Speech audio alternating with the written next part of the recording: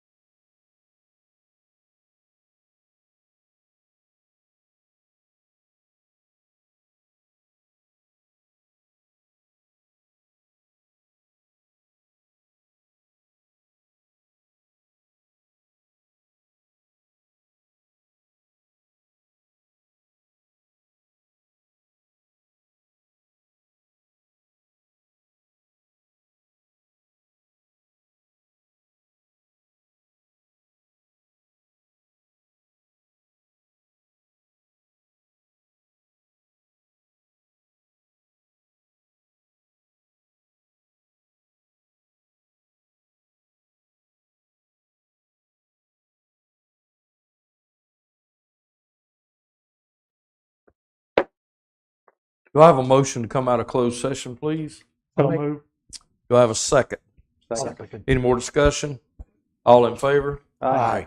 Everyone please stand for the Pledge of Allegiance.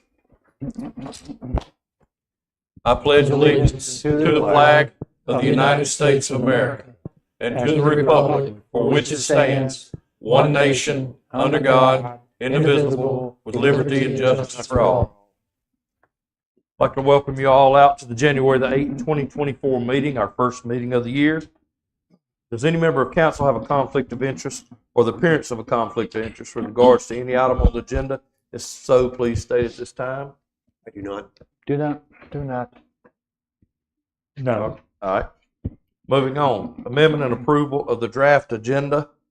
Guys, we need to add the Palm Cove presentation. We'll add it into basically a C1 right after the actions from closed session. Does any member of council have anything else? I do not. All right. If not, do I have a motion to approve the draft agenda? So moved. Do I have a second? I'll second it. Any discussion? All in favor? Aye. All right. Moving on. Action discussing resulting from closed session. Mr. Grady, go ahead. Mr. Mayor and members of the council, there was action taken in closed session, but given the nature of the action taken, it's not subject to disclosure given the threat of pending litigation. Moving on next, C1, Palm Cove reps. You have the mic. Actually, Mr. Mayor, I Go ahead and think start it with yours. I think it would probably be more efficient if I give council and the members of the public that are watching tonight a brief overview. Palm Cove is experiencing erosion along the canal side of their subdivision. They have come to the town seeking cooperation and pursuit by the town to pursue what's called the North Carolina Shallow Draft Fund. In broad strokes, if that application were awarded, then it's a 75%, 25% state local share. So the state would pick up 75% of any dredging cost, and the town would have to cover the local share would be 25%. Palm Cove's proposal is to ask for the town to submit an application for the Shallow Draft Fund, which Palm Cove would assist in preparing, and if the town were awarded the funds for the dredging to dredge on that canal side and build up the dry sand beach that's been eroded away so that they can get away from the sandbag revetment that's there presently, that they would cover the 25% that the town would be obligated to pay as part of that. So here's how it would work. If it were $1 million, the state would pick up the tab for $750,000, and the $250,000 would be the local share, for which the Palm Cove owners would reimburse the town for. The Palm Cove owners would cover the town's administrative cost. There would be an escrow agreement set up that would cover the cost that would be paid or projected to be paid by council, so that the town is not left holding the bag. If the town's application is denied and shallow draft funding is not awarded by the state, Palm Cove would still cover the town's expenditures, including attorney fees, for that effort, even though it was unsuccessful. Now, the Palm Cove attorney, Todd Ressler, and I have gone back and forth. Originally, it came to the town in the midst of going back and forth over iterations of the memorandum of agreement. The Palm Cove folks decided that it may be better to go to Brunswick County. There was a meeting at which town council was asked to put on the record for the county that the town did not have any objection to the county pursuing the shallow draft fund project and dredging effort by Palm Cove. Council did that, but the county has since declined moving forward on it, basically because the county felt uncomfortable pursuing that when it was within the town's municipal boundaries, and that the county was somewhat uncertain about the public benefits. And I'll let Brad, Mr. Rossoff, excuse me, weigh in on that more for their presentation. So when the county made that decision, Palm Cove has since come back to us. Excuse me. So here we are. Leading up to today, Mr. Ressler drafted a memorandum of agreement that took things that I knew the town would not agree to from months ago before it went to the county, and tried to change or eliminate or reduce things that I felt would be objectionable from the town attorney standpoint. We now have a memorandum of agreement that, for the most part, I didn't have many changes to. There were some red lines that made it clear that if the state did not grant the shallow draft fund, that Palm Cove would cover all of the fees and costs of staff as well as myself in pursuing that failed application. The second part was, I've left it in there, but I've let Mr. Ressler know that I am concerned with the Palm Cove folks still wanting to have a say on contract review, contractor estimates and bids, where we would give certain notice to Palm Cove in which they would have so many days to get back their comments to us. So on the one hand, the town's supposed to be the one doing this to assist Palm Cove, but Palm Cove is wanting to have some involvement in what the town would consider. It's still leaving it to your discretion as to what to do and whether to take any of those comments that they may have to any contracts or the pricing, but it still has some, for lack of a better way of saying it, some strings there where the town is still somewhat obligated to go to Palm Cove, and Palm Cove is still kind of wanting to keep an eye on the town's efforts with contractors and the project contracts, etc. I feel like, this is just me as the town attorney here, I don't feel like the town's going to be looking to hire an incompetent contractor or to enter into egregious contracts that wouldn't be in the best interest of the town and hence the best interest of Palm Cove. And so I feel like it's unnecessary to have that sort of feedback, but I can also understand it since Palm Cove is coming up with what's going to be significant sums of money to cover the local share, which they can weigh in on. As far as the escrow amount, they would be paying money into an escrow account or giving me assurance, whether it's a line of credit from their bank or what have you, that would satisfy me that the town is going to be completely covered by any expenditures in furtherance of this effort.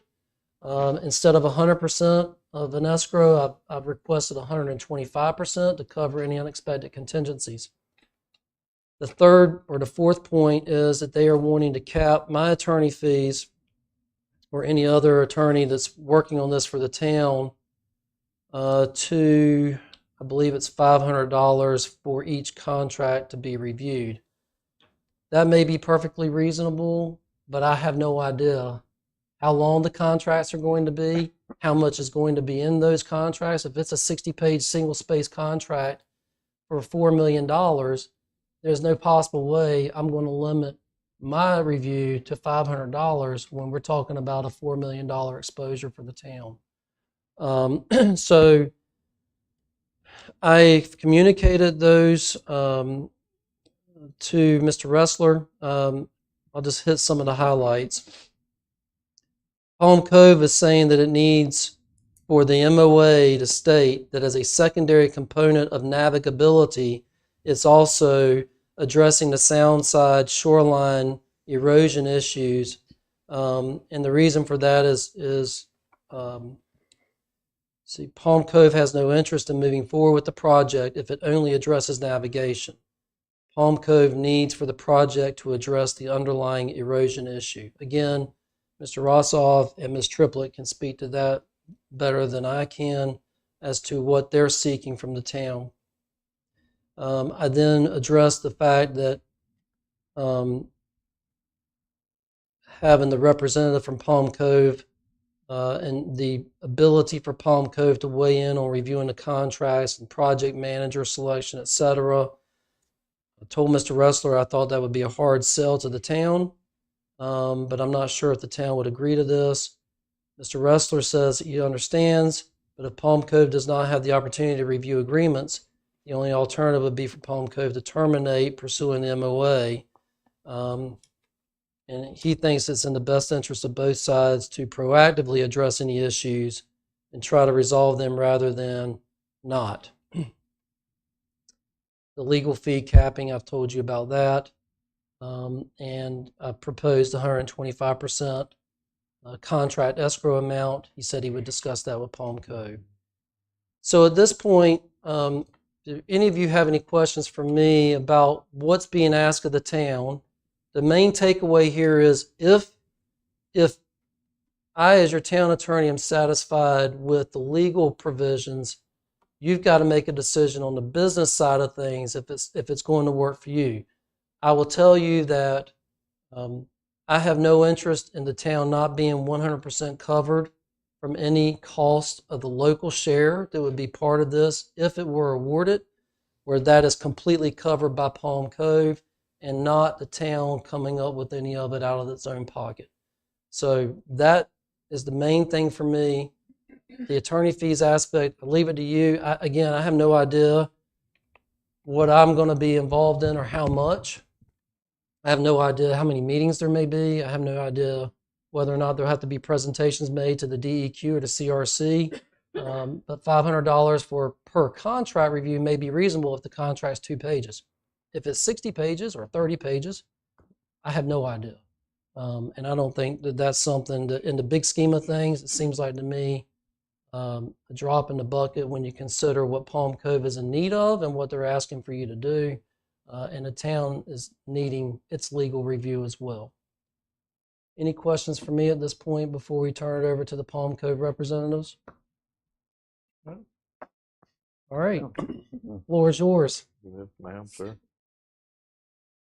Good evening. Thank you for letting us be added to the agenda. This was added kind of late last minute. My name is Karen Triplett. I'm the HOA president at Palm Cove. And so I'm going to let Brad Russov do most of the talking, but I'm here if you have any questions that I feel comfortable speaking up for the homeowners at Palm Cove. Thanks, Karen. And good to see you all again this evening. I've been in front of you in previous sessions months ago, and good to see some new faces as well. But again, I'm Brad Russov. Put the mic up a little bit, please. Sure. Thank you. Yeah, bend it right up. There we go. Or not. Okay, again, I'm Brad Rozov. I'm actually a marine biologist with a coastal engineering firm, Coastal Protection Engineering, right out of Wilmington.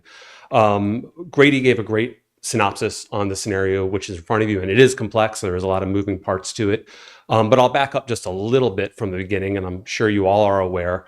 The nature of this all came to a head because the Palm Cove estuarine shoreline has been eroding over the past 15 years or so. They've been pulling back quite a bit. I don't have the erosion rates in front of me, but it's very clear and evident if you look at any aerial photographs, to the point where there used to be historically a sandy beach in front of that estuarine shoreline where folks would recreate and pull on up with their boats or, play in the sand type of thing. Well, today there's a sandbag revetment that's 20 feet tall in that area now, and it's protecting the town, the HOA's infrastructure, their homes, and especially the road and some of the sewer and water infrastructure in front that runs in front of those roads as well. So in short, the erosion problem is significant to the point where they had to install a very expensive sandbag revetment. And going through that permitting process, the Division of Coastal Management, when they issued that permit, one of the permit conditions was stipulated saying that they needed to seek a long-term solution to mitigate that erosion,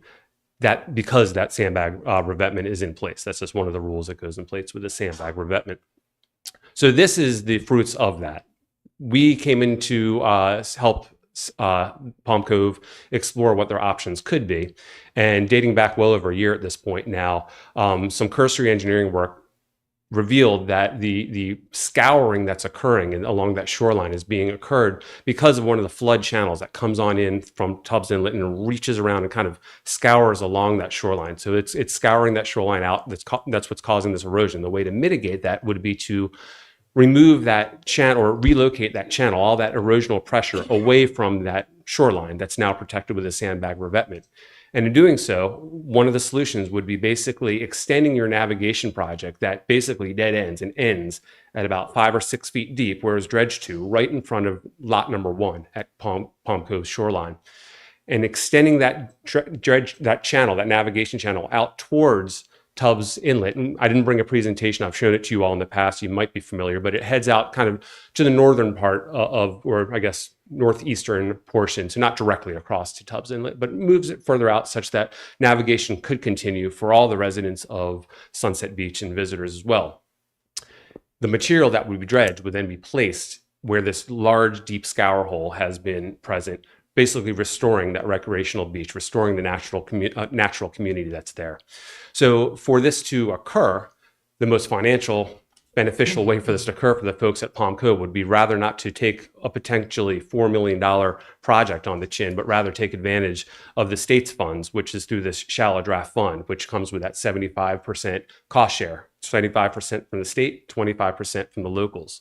So in essence, Palm Cove would be paying that 25%. However, they're unable, due to the statutes or the legal aspects of that fund, they're unable to apply themselves. So they're looking for a local entity. It's required to have a local entity, a local governmental agency, to apply for those funds.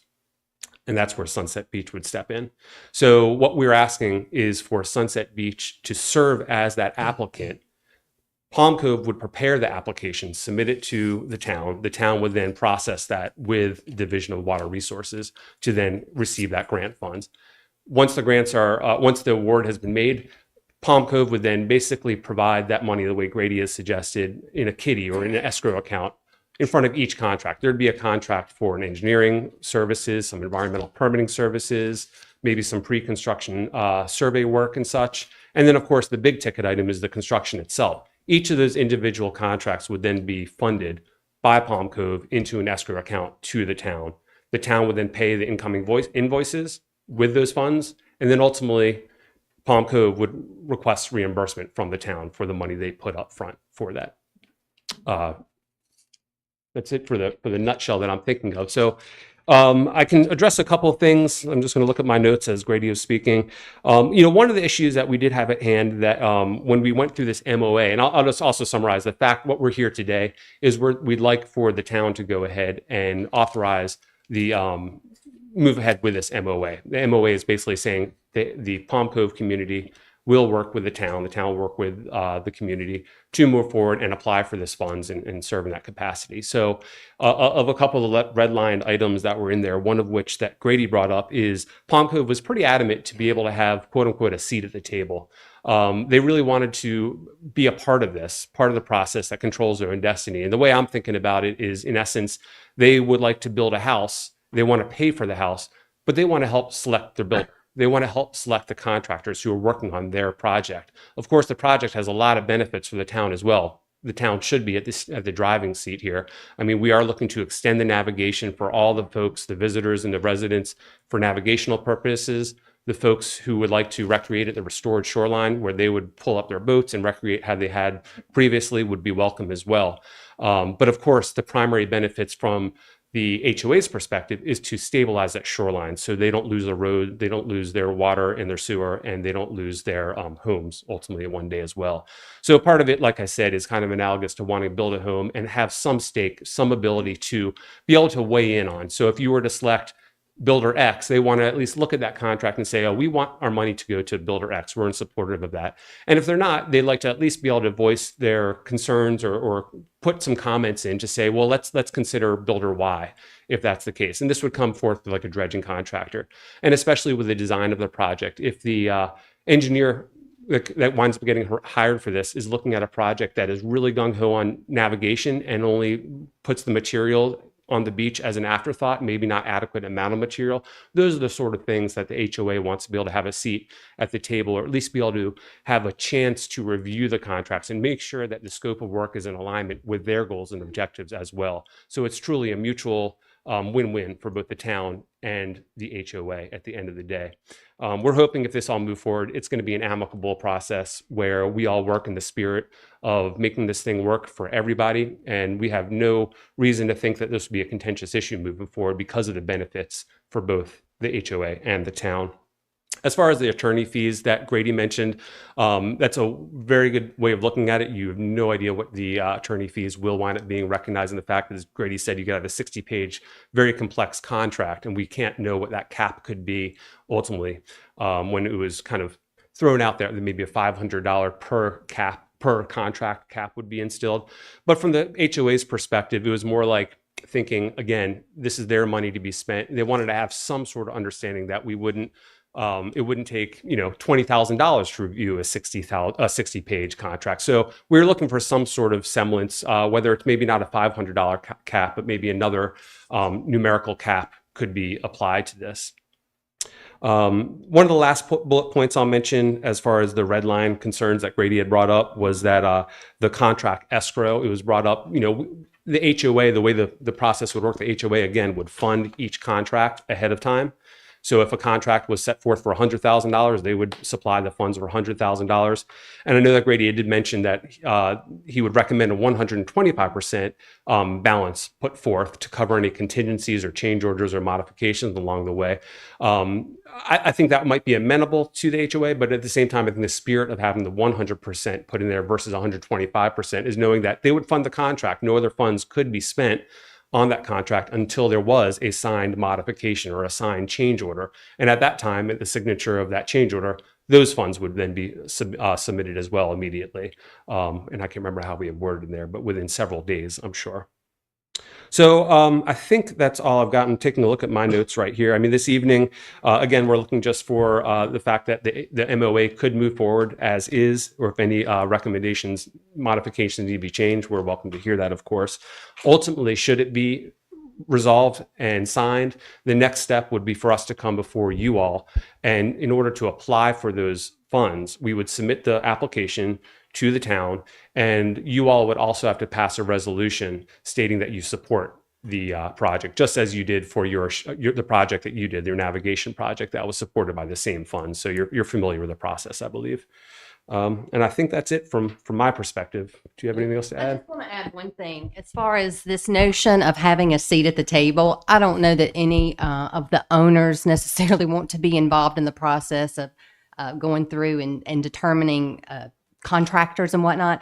I think that the owners just want to be aware of what's going on and where we are in the process and what's upcoming. I do not think that they really want to be a part of the decision making. We absolutely would trust those folks involved to make good decisions and just share where we are in the process.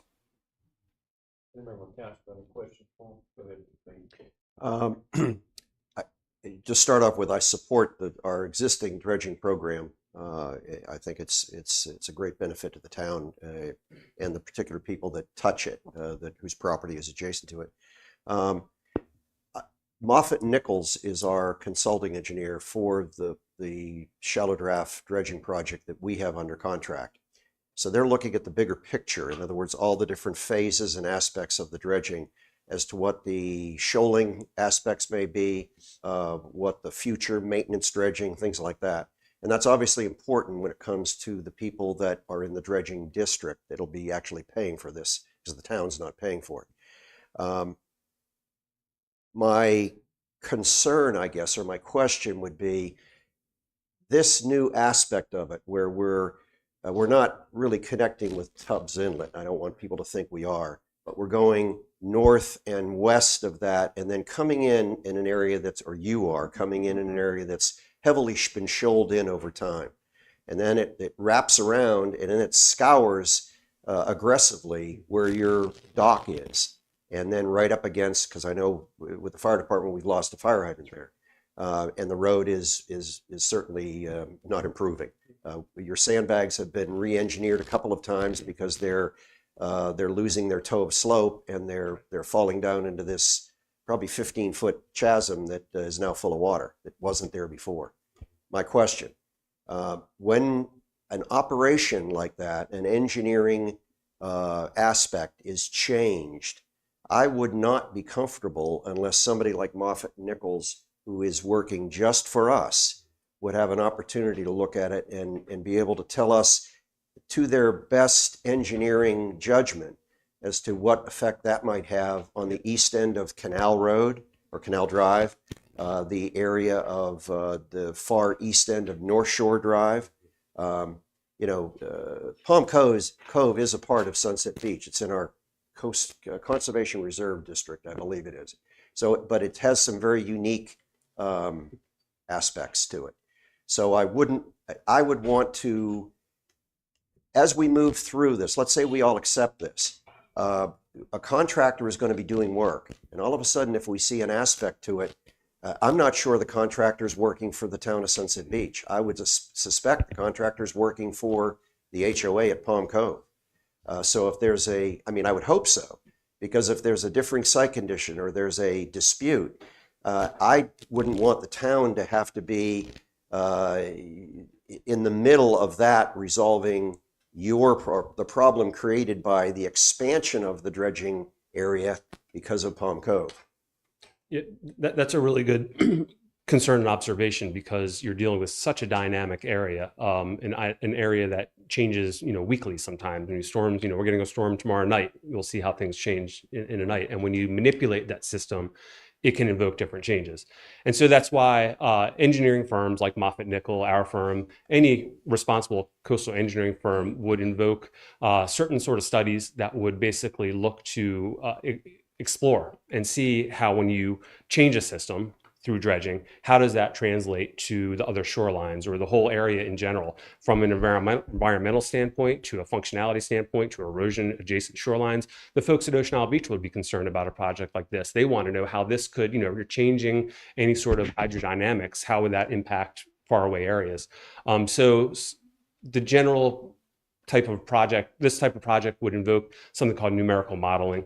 It's pretty high-tech, pretty intensive program that works, and to explore that. So, we would invoke that sort of program, this numerical modeling process. Moffett Nickel would as well, to basically look, if you have a system that is in its current state right now, here's your no action state. Here's what it looks like right now. And if you do something, if you make a change, you could look at different simulations and see, okay, what if you dig this 6 feet deep or 8 feet deep or 4 feet deep? How would that all change, and how would the shorelines respond? So I would just be comfortable with Moffett Nichols, who is our partner in this, to be the one that is looking out as Sunset Beach, the municipality of Sunset Beach, as their primary client, as opposed to another firm that, and I'm not saying that an engineer, I'm an engineer, a registered engineer. Things are looked at differently based upon the needs, wants, and concerns of your client, because that's who you're representing, plus good engineering.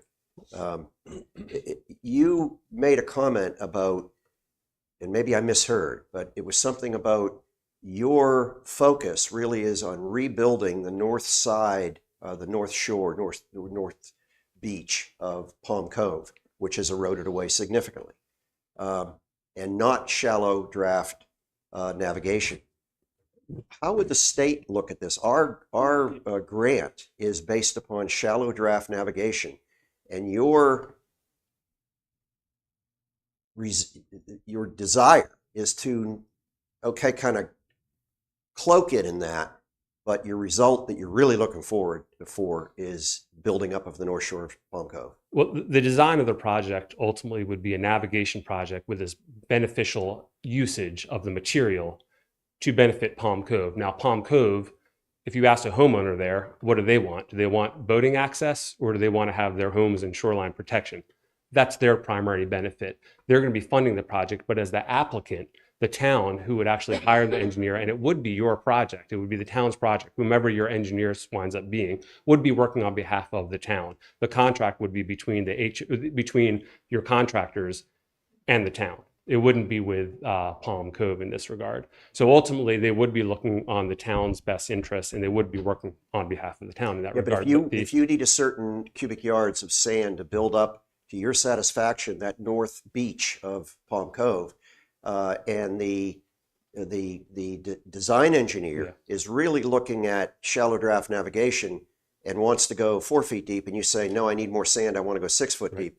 I just look at that as being a different purposes to, well, different purposes.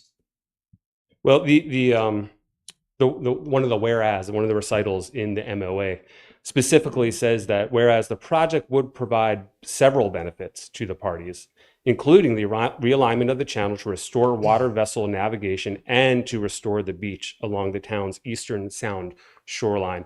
So really it's again, that win-win where we've got both purposes involved. For the purpose of the state for obtaining those funds, the navigation component is paramount, clearly, but having the beneficial usage of that material is obviously beneficial to the HOA, which is sure with. I don't know anything about the deeds, how they're written for the Palm Cove 10, 12 lots, however many are there, but I know it goes from the marsh to the dunes. It goes across the road that's there, because the road is really just a driveway, I think, legally. If we build up, if the project builds up more and more sand on that north slope, do their property lines continue on to that? Does it, I don't know how it's worded, so it could go to a very set Mets and bounds, or it could go to the marsh. You'd have to advise us as to what that wording is. We'd have to look. Grady, you have that. Well, I think I'm overstepping here. So if you're talking about the dredged material building up the beach on the canal side, that's going to be part of a government renourishment project that is clearly going to be public trust land at that point.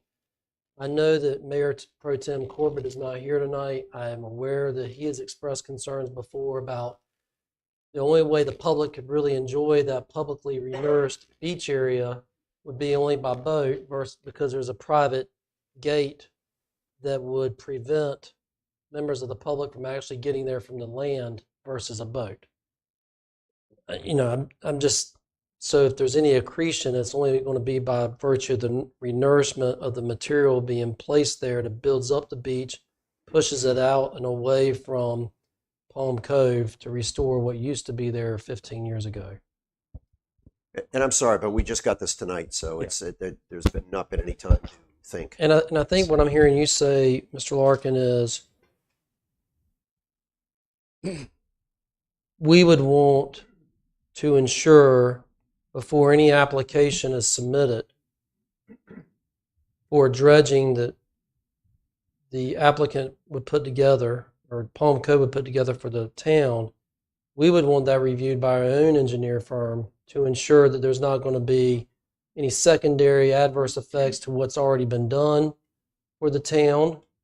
And I think we also could probably put in here a provision that speaks to that, because that would be an unexpected expense of when this project gets underway, if it's approved and there starts to be an adverse effect for other areas of the town, we would want to make sure that Palm Cove is going to be responsible for that cost and ensuring that that is taken care of. Right? Exactly. And maintenance dredging in the future obviously would need to be a consideration because we would be involved in that as well, just like we are indirectly involved in the maintenance dredging on our own existing dredging program, because that goes on in the future. And it's unpredictable because it depends on how quick the shoaling rates are. And the closer you get to Tubb Inlet, I would venture to say, I'm not a marine engineer, it's going to be probably accelerated, or at least less predictable. How long do you think this is going, you're going to have it, if you have it completed? Sure. How long is it going to last? The way the ocean's going? That's a great question. Is it 10 years, No. 20 years? As far as maintenance goes, when you say how long it lasts, the restored beach? Before you end up going back to sandbags? Well, so going through the engineering design on this, basically just like your other project, you look at nourishment intervals, you look at dredging intervals, and going through the numerical modeling exercise, basically you'd see what those erosion rates will look like, or what those infilling rates would be for the navigation. That would dictate how frequent future actions would have to occur. So whether it be every 4 years, every 6 years, that to be determined by the engineering work to be coming. And it depends on the storm. I mean, you know, you just can't predict. These are questions that we ask too as owners. Sure. How long is this going to last? We put all this money forward, and is it going to blow away next year? But I do know, you know, the reason that we're even coming forward is because we were tasked with finding a long-term solution. Sandbags, there's a set amount of time that they will allow us to keep the sandbags. And so we have to seek out a long-term solution. So this is the only solution that we were given. Do you have, what is your current deadline, absent any extensions on the sandbag revetment? I don't recall offhand where it is right now. Okay. Do you remember Is it an offhand? 8-year Yeah, it's an limit? 8-year, but I'm not It's an sure 8-year what limit, and I it think was. Sorry, Yeah. I think it went in 2020. Okay. And I think you Go can ahead, Mark. reapply, Yeah, you right? can- So it's an 8-year limit, but then you reapply. And I don't know your experience if people have to reapply. Yeah, you can continue requesting for them to stay in place for quite some time. However, in the spirit of keeping up with the conditions of the permit, certainly PUMCO is doing what they've been asked to do. In your experience, if this dredging was done tomorrow, or 6 years from now, we've got scouring happening all over again, is that a situation where the same thing would happen, where you would ask the town to apply for the shallow draft fund to try and restore and refurbish that? So it is a but- maintenance dredging But program. potentially, yeah. I mean, there would be a maintenance of the project that's been underway. Mr. Mayor, Yes, sir. Go ahead, Charlie. I'm not sure the 100% how this has worked, but our maintenance dredging, once our dredging is done, Lisa, that's based on a 5-year plan, correct?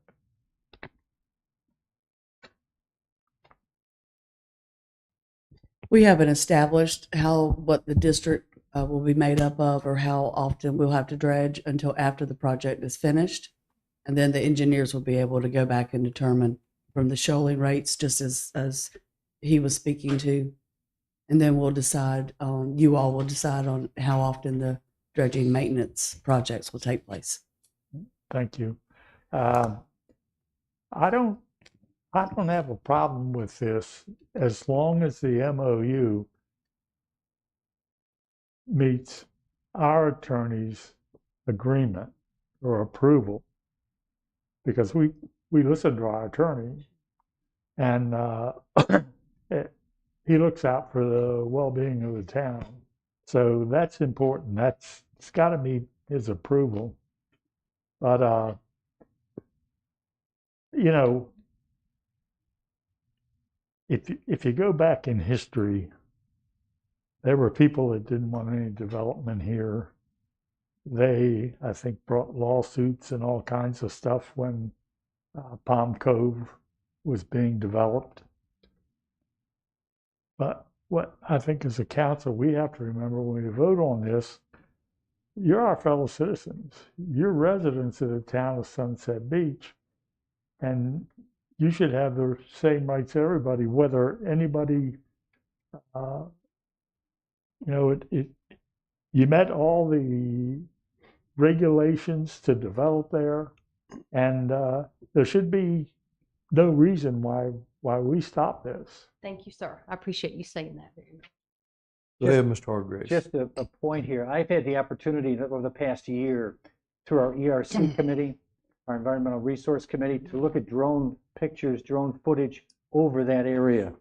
It is the most dynamic, and you know this, the most dynamic thing I've ever seen in my life. The movement after every storm, the movement after every season, every month, the movement in that area, the water changing here, there, and everywhere is amazing. I don't know how you're going to make this work. I really don't, but I compliment you. I'm going to try to do it, but it's like Peter said. I also agree that our engineer, I think, has got to be involved in every step of the way here to double check what you're doing, to make sure this thing works coming through. The change is incredible there, and it just happens all the time. And when I saw it, I didn't believe it. I thought I was seeing, but I was seeing videos 1 month apart. And I don't know how you're going to put all this together. and not need to do it very soon again, Well, by what I'm seeing. You guys are absolutely right. You know the area. You know the islands. You know coastal, barrier islands and their dynamics, and this is no exception to it. And this is what coastal engineering firms do. They deal with highly dynamic areas like this.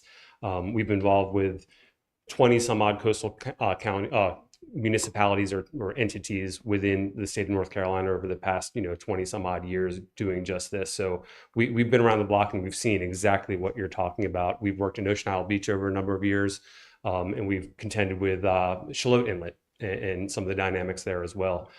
So what you're speaking is we can tell you from the ground that what you're saying is true, and it's you can't tame Mother Nature, but you can understand and design with it. I've got one more question. Of all the ones you've done up and down the barrier islands, how many times have you had to go back to the state and they've agreed to the 75-25 split? What I'm missing that. If you had to go, if you filled in the problem, Mhm. 5 years later, went back to the state, said we've got the problem again. How many times have they agreed to the 75-25 split? Yeah, I certainly can't. I don't know the numbers there, but in the spirit of what you're asking, when we design a project, they're designed just as your navigation project to have maintenance events to them. So in the engineering studies, we can predict and decide what the expected nourishment, or in this case, dredging event, how frequent it would be. And then we monitor it. You monitor it on an annual basis, biannual, depending on the project. I'm sure your navigation project has monitoring associated with it for surveys. And when you reach a certain threshold, has been just defined in your engineering to say, when infilling gets to X, or as shoreline erosion gets to Y, that triggers an event, that triggers reassessing and maybe doing some additional numerical modeling and looking to see when that next event needs to occur. For example, we just did a project in the Outer Banks, a beach nourishment project, that we anticipated would have a 5-year maintenance cycle. And when we get to further along the way, we're evaluating the surveys along the way, and we get to it, and sure enough, this next one, it was on a 5-year cycle. But sometimes you get lucky and Mother Nature will be less harsh, or maybe it'll be more storms will come through, you've got it more frequent. But that's cooked into the books. That's part of the process of doing any coastal engineering project. You've got to look and see what these maintenance cycles should be, or what you anticipate it to be through engineering design. And then you keep your finger on that pulse the whole way through. That gives you the trigger when that next one should be done. So we do go back to the state for additional funds when warranted and as expected. So one thing that I want Brad to speak to before we end up here, let's say we move forward, we reach an agreement and we move forward, and then the data collecting begins. I'm not as eloquent as Brad when discussing it. If at any point when data is being gathered, state entities see that it's not beneficial or this is not going to work, then they stop it. So you can stop midstream should they see that there are ecological concerns, any kind of environmental concerns. So what we're looking for, I guess, is just you guys to get on board with us and apply, because we really don't know that we have very many other options for a long-term solution. So the first step then tonight is to approve you to keep working on the MOA.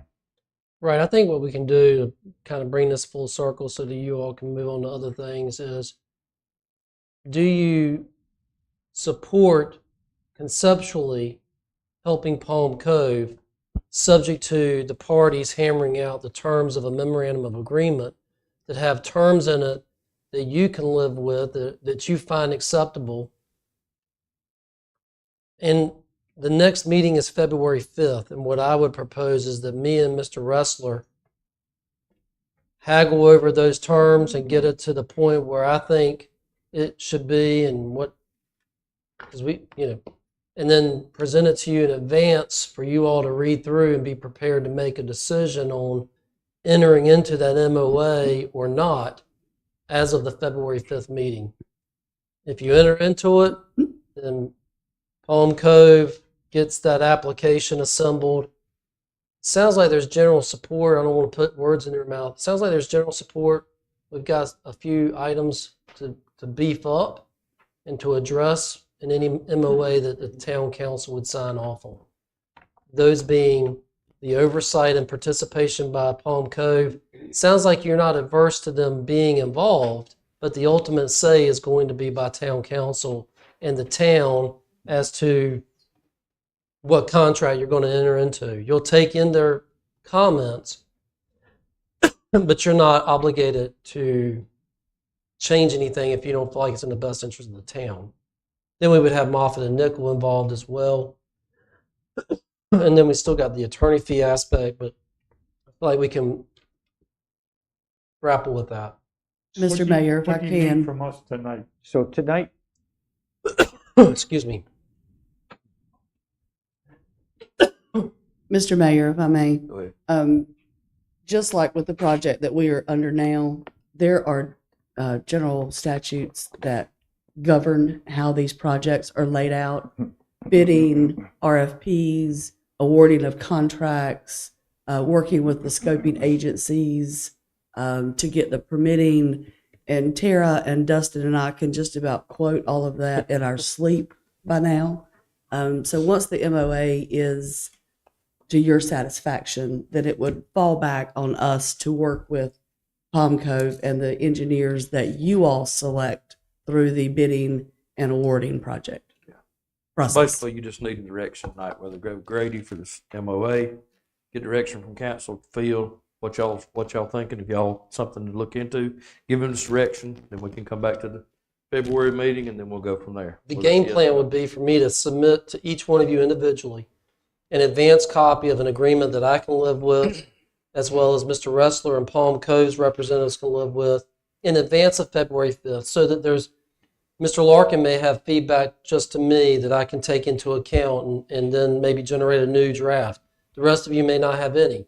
And that way, we're not doing this all over again on February 5th. Thanks, Chief. So what's the pleasure of council? You're good with that? Giving the ready the direction? yeah. We'll revisit. Basically, we're tabling this to the February meeting and then we'll have an answer for you for then. Work for you, Thank you for your time. Thanks Appreciate for the your time. presentation. All right. Thank you. Mr. Mayor. All right, next up's our general council discussion. Does any member of council have anything? Mr. Mayor, You got something else? No, sir, you can go home. Set the clock off. take a bottle of water with you. Rick. Don't choke on the way home. Dude, don't put it on our dime. Take a water with you. Does any member? Charlie has a question. Go ahead, sir. Since Mayor Pro Tem Corbett in there, he sent me a text, and we want to thank all the volunteers from Sunset Vision and from the Committee to Honor America's Veterans for putting up and taking down the Christmas lights in the park. And there were problems where the lights went out. But we also want to thank Public Works for keeping on top of that and making sure the lights were working. So thank you all. All right. Does any other member of council got anything in general council discussion? No. Michael, anything? Speech, you good? Yes. Okay. All right. Moving on. Lisa, I know it says 8 o'clock on this public hearings, but I think the owner's here. Do you want to go ahead and go with this? All right. We'll be moving on to our public hearing in regards to the rezoning map amendment. Do I have a motion to go into the public hearing? Do I have a second? Seconded. Any discussion? All in favor? Aye. All right. We're now in the public hearing. Chad, you and the lady that's requested, just go ahead. Go ahead and give you a little briefing and then they'll do the comment. Good afternoon. Thank you, Mayor, Council. As we open up this public hearing, we're here tonight to hear a general rezoning map amendment. I'll go into more details later, but generally this purpose is the public hearing is to hear comments regarding a request for an approval of a general map amendment for one tract totaling 2.57 acres from Mainland Residential 3, MR3, to Mainland Business District 1, MB1. The subject property is located along Highway 904, Seaside Road, adjacent to the intersection of Highway 904 and Channel 2 Southwest, approximately 1,000 feet from the intersection of Highway 904 and Old Georgetown Road. The subject property may be further identified by the Brunswick County parcel number that's listed out there. The applicant is here. I did see her walk in. I am available if you have any questions. Like I said, we'll get into more of that in a minute. All right. Does any member of public have any comments in regards to this? So please state your name and address, sir, for the council. Hello, thank you. My name is Tim Holloway. I'm a resident of Sea Village and not a member of the POA, but I do want to express a concern, not to curtail or stop any development there, but the fact that we do abut it on the let's say, I believe it's on the east side of that property. We just want to make sure that our community is safe and secure whatever commercial development happens there. So we would be concerned about obviously any kind of development there, but trying to ensure that whatever provisions are set forth by the town, some of that can take into account things like potentially fencing for privacy along that eastern border. And even as far as we would obviously want to work with the owners of the property to make sure that maybe we could work out some provision for other security measures for our development and to help maintain our own property values. So I just wanted to bring those points out. Yes, sir. Thank Yes, you. sir. Thank you. Thank you. Anyone else? Last call. Anyone else? If not, do I have a motion to close the public hearing? So moved. Do I have a second? Second. All in favor? Aye. Aye. All right, thank you. All right, public comments on agenda items only. Does anyone have any comments on public? Step up. Ma'am, you'll be next, ma'am. Yes, ma'am. I'm John Farrell. I live at 624 Oyster Bay Drive. I was surprised. I have some comments about the Palm Cove presentation, and I'll keep it short. But as Mike said, the ERC has studied the Jinks Creek area for the last 6 months with very frequent drone photographs and land surveys of what's going on out there. And there's a lot of changes that have taken place to the shoreline and the configuration of the beach area since they presented their description of the conditions in April. And what I would like to suggest is that if you go forward with this, that the ERC had the opportunity to participate in discussions with Brad to discuss the changes that we have observed and try to get some feedback from them about how that impacts that. The Tubbs Inlet Channel is migrating at a rapid pace towards Sunset Beach. The flood channel down through Jinks Creek is eroding the shoreline of the spit. That spit is narrowing. Every time there is a tide above 6 feet, there's washover on that spit, and it washes sand into the bay area. That's filling up the bay area with sand. And right now, there's a breach that's occurring across the spit that's going to open up more tidal flow into the area that they want to dredge.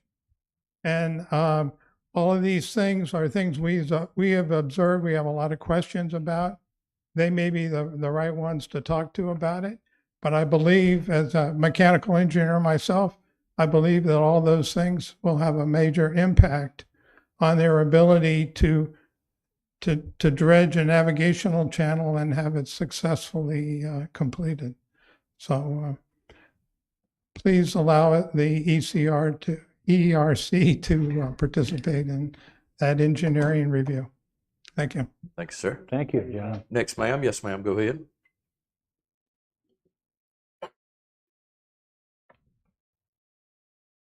Good evening, everyone. Christine Bauman. I live on 40th Street in Sunset Beach. Mine will be very easy. On ordinance, you want to adjust it. 95.07, you want to add wind-driven shading devices with no more than 2 points of contact with the ground are exempt from section 3.1 and can be placed forward of the dunes 10.1 through May 31st. My question is this an umbrella or is this a wind-driven shading device? This is one of those other things called a sobello. It functions like an umbrella, and I think it's been treated as such in the past, but I just wanted to be sure for this little trial you're doing that's nothing's changing with these. That's go ahead. 3 anchors on the That's on an the umbrella. wind-driven, not 2. That's an That's considered an umbrella? umbrella Okay. one. That's an It umbrella. is a wind-driven thing. Yeah. No, that's why I Yes. asked. Okay, thank you so much. Yeah, that's an umbrella. Thank you. Okay. Yes, sir, come up.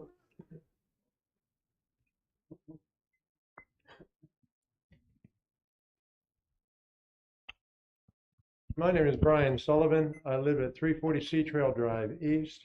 The issue I have has to do with the speed limits that have been assigned to the neighborhood since the roads have been taken over by the city. An extensive study was accomplished by the city, and it was quite extensive and very impressive. I think the study probably pointed out why I'm here. The study showed that in a 15-mile-an-hour speed zone, the average speed that people were traveling was 19 miles an hour. Now, in the absence of a sign saying 15 miles an hour, the public, myself included for that matter, will achieve a level of speed that we feel comfortable with. The range of speeds that were documented in the report went anywhere from 10 miles an hour to one of them, and had to be wrong, said 98 miles an hour. So the whole point of it is that if you're not given any guideline from which to go from, you'll find your own. Well, what has happened is the public decided that driving back and forth at 19 miles an hour was a good average. As a resident there, and if you take that percentage increase over the accepted speed limit, if it's supposed to be 15 and they're doing 19, that's a 28% leverage or increase over what the posted speed limit is. Putting that in context, if the speed limit was 70, that means that 88 miles an hour is okay. So that the whole idea of the speed limit being a guideline is where we as residents of the Live Oak section believe we should be starting from. For 30 years, 15-mile-an-hour signs were in place. One still remains. The others were removed. Well, in the absence of a sign, people are going to do what they want. And when you come off of Clubhouse Road, you're going to turn into the Live Oak section, and you're going to keep doing the same speed you were when you were on Clubhouse Road. So the thing that we are appealing is that, sure, the study shows that everybody is speeding in there. And we accept the fact that probably most of it is residents, because it's really a dead-end neighborhood. It's a little cute corner, a small section of Sea Trail that originally was set up to be just that, a little small section of Sea Trail, not part of some metropolis or resort. Now, the reality is we feel very much part of the resort, but we still want to maintain our charm and the fact that we refer to our roads in that section of Sea Trail as a promenade, not as part of the highway system that we seem to be creating. Hence the reason for the appeal. I know the staff has suggested that it still be 20 miles an hour. I and the residents of Sea Trail section and Live Oaks, we object to that. Enough said. Please consider that. Thank you, sir. Thank you. Anyone else? Who wants to come up first? You on the front row, come on. Let's work it front, back, around. So make sure everybody gets their voice. My name's Barbara Taylor. I live at 7125 Channel 1 Southwest in Ocean Isle Beach. And that's why I'm here, because the rezoning in front of the Sea Village development where we all live is not part of Sunset Beach. It is part of Ocean Isle Beach's ETJ, adjudicated only by the county. We've had this discussion before. You people still seem to think you can grab that land, and I'm here to tell you, you cannot. The zip code there is 28469. That, gentlemen and ladies, is Ocean Isle Beach, not Sunset. So you have no right to make any zoning requests for that property whatsoever, unless you went to the state legislature and asked the boundary lines to be changed. I have seen no proof of that. Not from the state, not from any of you. So consider that you are trying to take land that you have none jurisdiction over whatsoever. And the people from Sea Village are going to fight you all the way down the line. Thank you for your time. Thank you. Who's next? Miss Mary? Go ahead.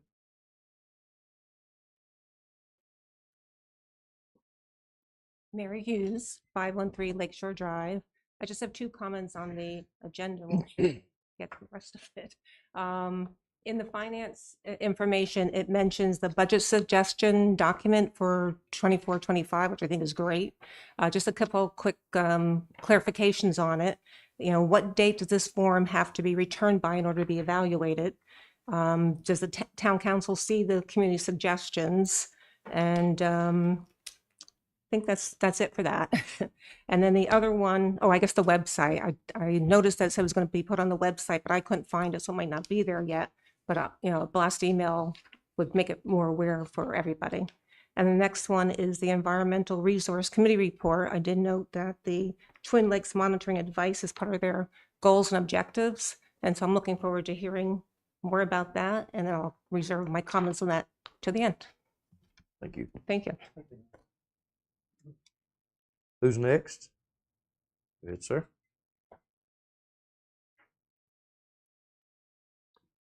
Good evening. I'm Stuart Jones, 1410 Canal Drive, and I'm here on behalf of Sunset Sand Artist. And I just wanted to say thank you for including an exemption for the metal shovel ban for sand sculptors and sand artists out on the beach. So thank you very much. Thank you, Stuart. Sir. Thank you. Thank you. Who's next over here? Anyone else on public comments on agenda items?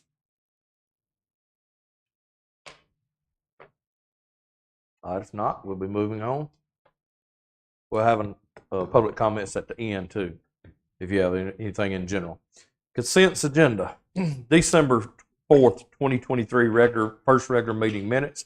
December 7th, 2023 special meeting minutes. Buildings Inspection Department November 2023 report. Finance Department November 2023 report. Public Works Stormwater Department November 2023 report. Planning Department November 2023 report. Fire Department November 2023 report. And Police Department November 2023 report. Does any member of council have any questions in regards to any of these minutes? Just a quick comment. Let's see, Carrie, don't sit down. Sit down. You're okay.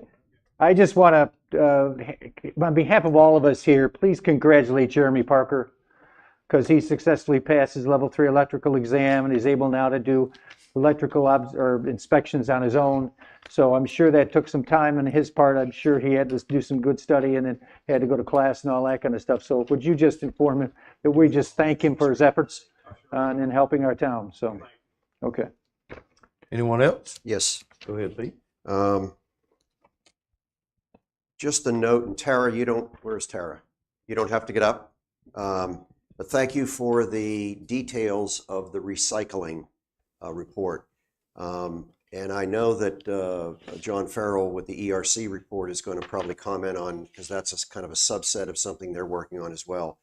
The thing I'm disappointed at is that on the island, we have 39% of our homes are participating in the recycling program now, and only 18% of the mainland. And the mainland has got more than twice as many homes on it than the island does. So that averages to a total of 25%. We should be ashamed that only 25% of our citizenry is involved in the recycling program. Now, I realize that some people take their materials, their recycling, to recycling deposit stations.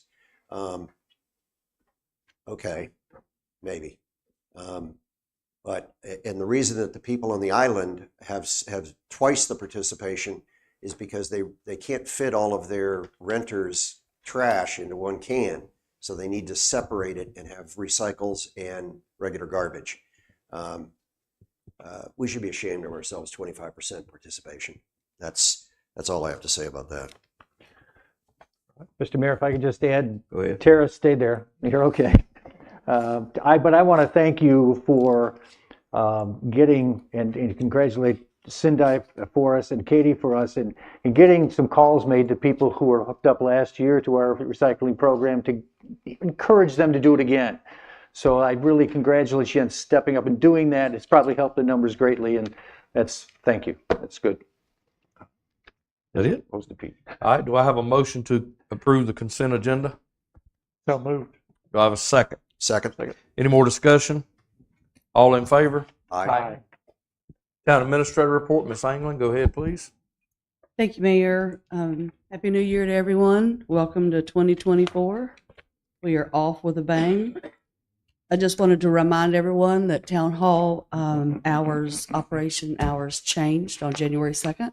We now operate from Monday through Friday, 8 a.m. to 5 p.m., and we are closing for lunch from 12 to 1.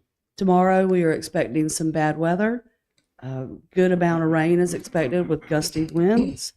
Please secure your outdoor furniture and any other items that may take flight.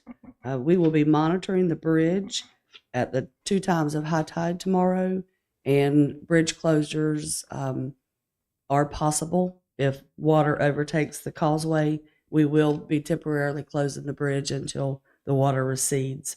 So as you are leaving or going to the island, just keep that in mind. We have a contractor that is on site at Clubhouse Road that is fixing, I think it's 5 pothole areas that are out there. If you travel that road, you can expect some delays, but road closures are not expected. The dredging project is moving along nicely. One dredge is working in the Bay Area and the second working in the Cove Street Canal or Canal D. Once the Bay Area dredging is completed, they will be moving to Mary's Creek on the mainland, which is the area around the park. And then they will move from there to Turtle Creek, which is also on the mainland. The planning board meeting that is scheduled for January the 18th has been canceled due to lack of a quorum.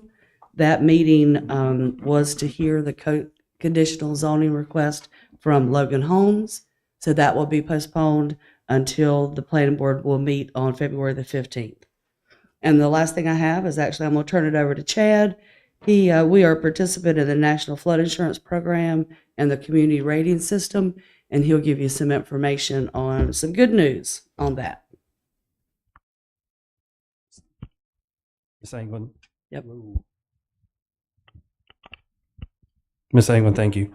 In July of every year, the community rating system communities must, I get a notification that we must recertify and submit elevation certificates for review. These elevation certificates that must be submitted are all elevation certificates from August of the previous year to the August of current year, mostly of new homes and substantial improvement. Substantial improvement means any improvement over the 50% of the value of the home. All of these certificates are reviewed by a FEMA independent review contractor. The elevation certificates are graded and the towns must pass with a minimum of 90% of correctness on all of those submitted. The objective of the CRS community rating system is to recognize communities that do more than just meeting the minimum standards of the National Flood Insurance Program, the NFIP, to help our citizens prevent and reduce flood losses during flood events. In December, I was notified that our process was complete and that we have passed our annual review as resulting of the passing of our review. The town has maintained its Class 6 rating that serves our community with a 20% discount to their annual premium reduction of flood insurance and properties located in the special flood hazard area, and 10% of discounts for properties located outside the special flood hazard areas. Thank you. Is that all you got, Ms. Lisa? That's good. Any member news. of council have any questions for Ms. Anglin? Good. That's good news for all of us. Everybody good? All right, moving on now to our old business, Chad. Just stay right there where you at. Rezoning map amendment. Mr. Chad, you have this one. Thanks, sir. As I introduced this earlier, this is a rezoning map amendment consideration that is before you tonight. I'll go as I just read the rezoning proposal earlier. I'll get into some of the meat and nuts and bolts of the staff report. The existing zoning in the area, as I stated before, the existing zoning on the subject property is the mainland residential 3. The subject property parcel is bordered by additional MR3 zoning districts to the south and the west.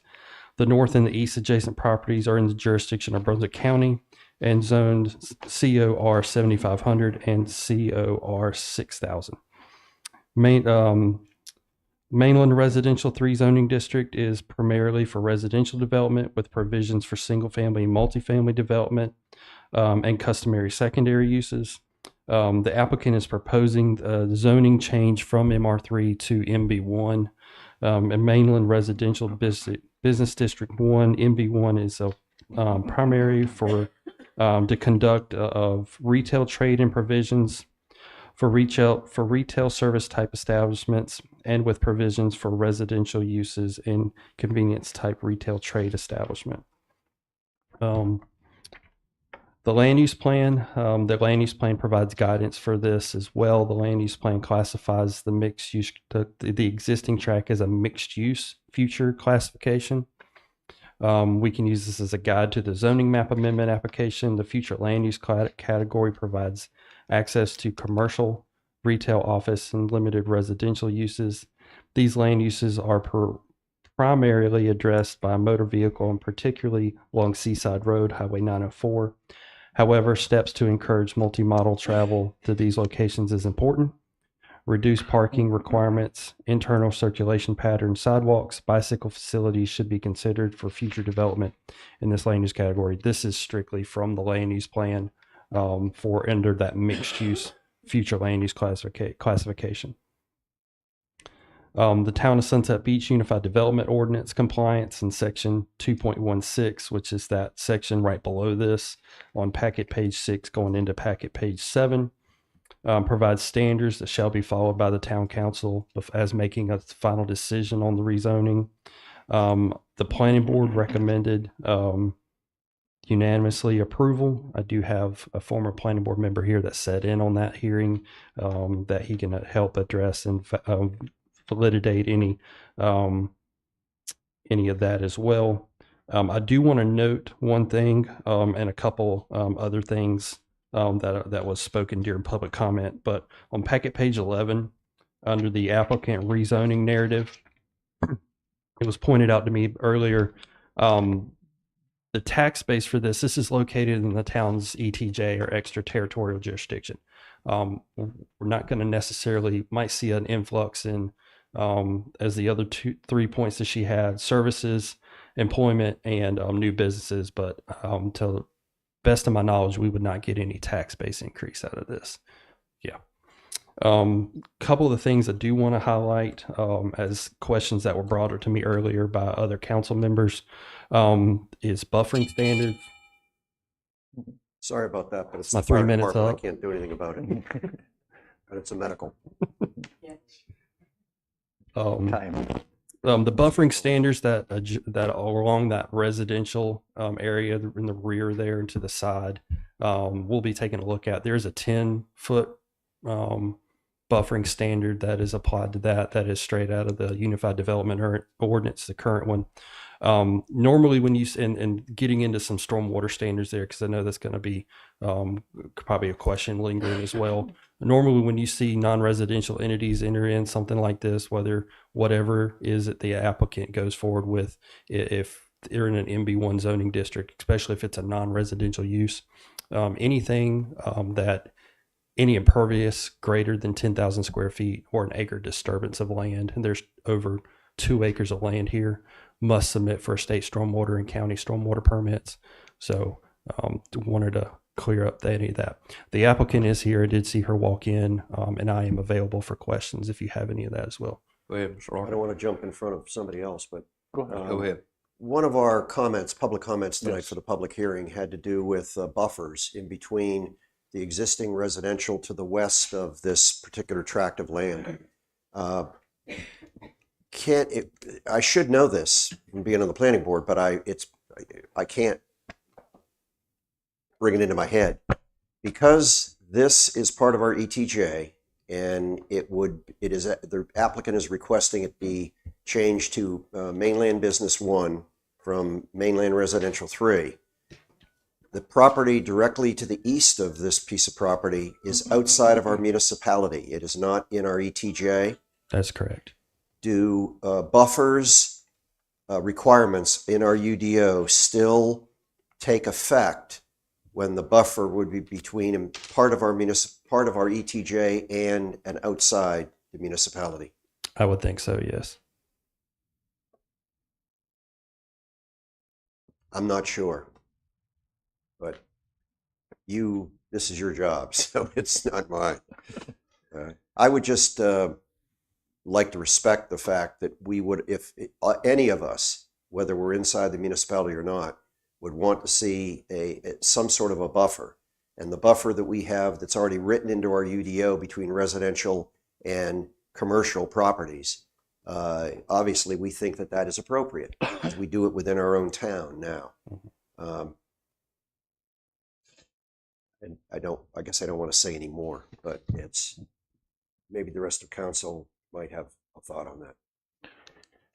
Go ahead, Mike. Well, a little thought on that. The depth of that property that I've looked at in the map is anywhere from 160 feet to 170 feet. 160 feet to 170 feet. It's pretty narrow. Yeah, there's a survey attached Yeah. into your It's pretty narrow, and there are people outside our Sunset Beach living back there. I've driven back there. That's correct. And they're going to be pretty close to any business that's built there. I think it's crucial, and even though it doesn't have to be done, but it's crucial that a strong buffer is there. If anything is built there, a strong buffer is there to give them the peace and quiet they need instead of looking into lights or looking into traffic out there. Mike, we do have an ordinance that requires a certain degree of buffer within our municipality, and I'd be satisfied as long as the trigger is in fact pulled on that. Okay. I just don't know if it's applicable because we are in fact bordering on an area that's outside of our municipality. Mm-hmm. Yeah, like I said, my interpretation of the ordinance is that it would be 10 feet. Yeah. Okay. I'd have to go with that then. Thank you. Let's see now. Got anything else, Mike? Well, we'll get there. Question now on if something is built there, and we all know the traffic infrastructure problem in that area of roadway, which is 904 and 179 coming together, and the backup of traffic continually now. And if something's going to be built there, besides the storm water that you talked about, permits is going to have to be given, you're going to have an NCDOT driveway permit. Yeah, because that property abuts a 904. It's a DOT highway. They'll have to request DOT driveway permit to access, to figure out their ingress and egress off of that property.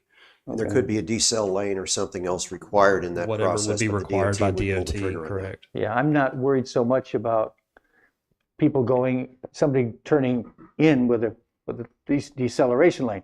Getting out of there is going to be almost impossible. But it's up to DOT to work with That's correct. the owner on that. And that might be something could hold things up for quite a bit. Let me go back now to just the comment that was made here by a young lady who talked about we have no right to that land. Well, I'm fighting for it. I'm working for it here, but just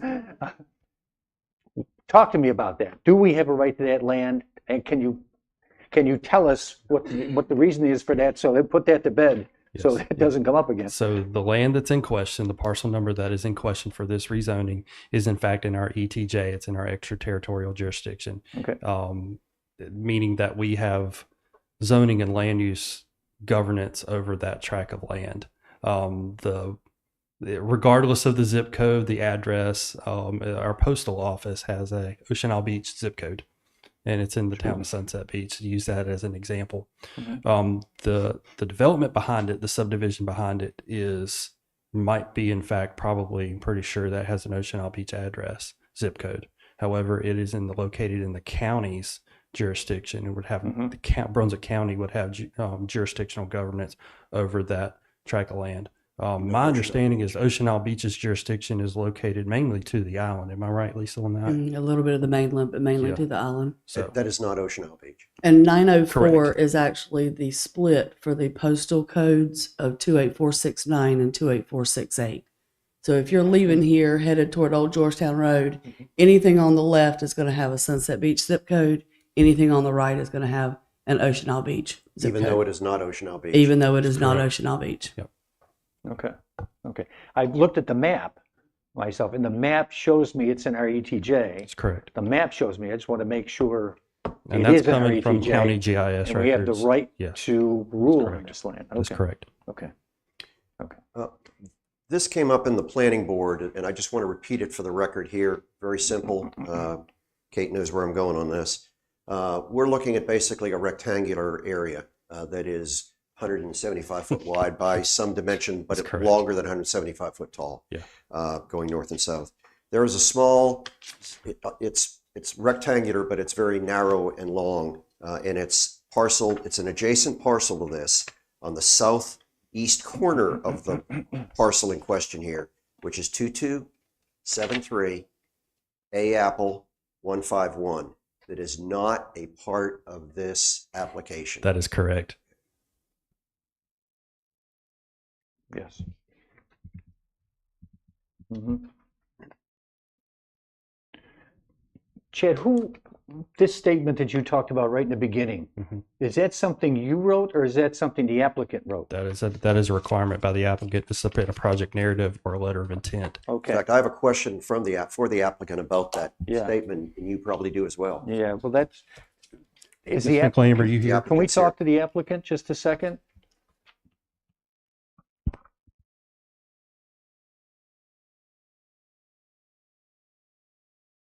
Good evening, thank you.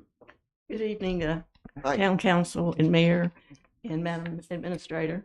My name is Sheila McLean. I'm the applicant, and the owner is New Purpose LLC, which is sole member LLC, and I'm the sole member. Oh, okay. On this thing, Chad sort of alluded to it, and I just want to make sure everybody understands this. You gave 4 reasons, right? The repurpose classification will, and you gave 4 things there. The first one, you talked about increase the tax base for the town, and that is an absolute no. May I respond? Yeah, I just want to say my point. You certainly can. It's in our ETJ. We don't collect any taxes from our ETJ whatsoever. Sales tax, we would from a. With sales tax, we would get some Yes. little sales tax. But as far as the tax base or as far as taxes for the land and all that, we get nothing for that. Number 2, yes. Number 3, we provide employment opportunities within the town. Again, it's in the ETJ, and 4, bring new business to the town and its residents. It's not the town, it's not the residents so much in the ETJ, so that's a little deceiving, and I just wanted to point that out to you, just to clarify, that's all, just to clarify. Pete, go ahead. A comment, and this is, I have no right to this. I can ask you, but you don't have to answer me. What Mike just said, very true. It's part of the ETJ, but you as the owner would have the opportunity to on your Christmas cards that you send the address out, it would be Sunset Beach, North Carolina. Have you considered becoming annexed into the town? And it would not be a forced annexation because they don't allow that anymore, but a voluntary annexation on the owner's part, petitioning the town to accept that as a part of Sunset Beach municipality. Well, I think that we're here today for a rezoning, and I'd like to address the rezoning, and then at some future date, possibly we could talk about an annexation. There may be mutual benefit. I didn't expect an answer, but thank you. Okay, so if I may respond to your comments. Sure.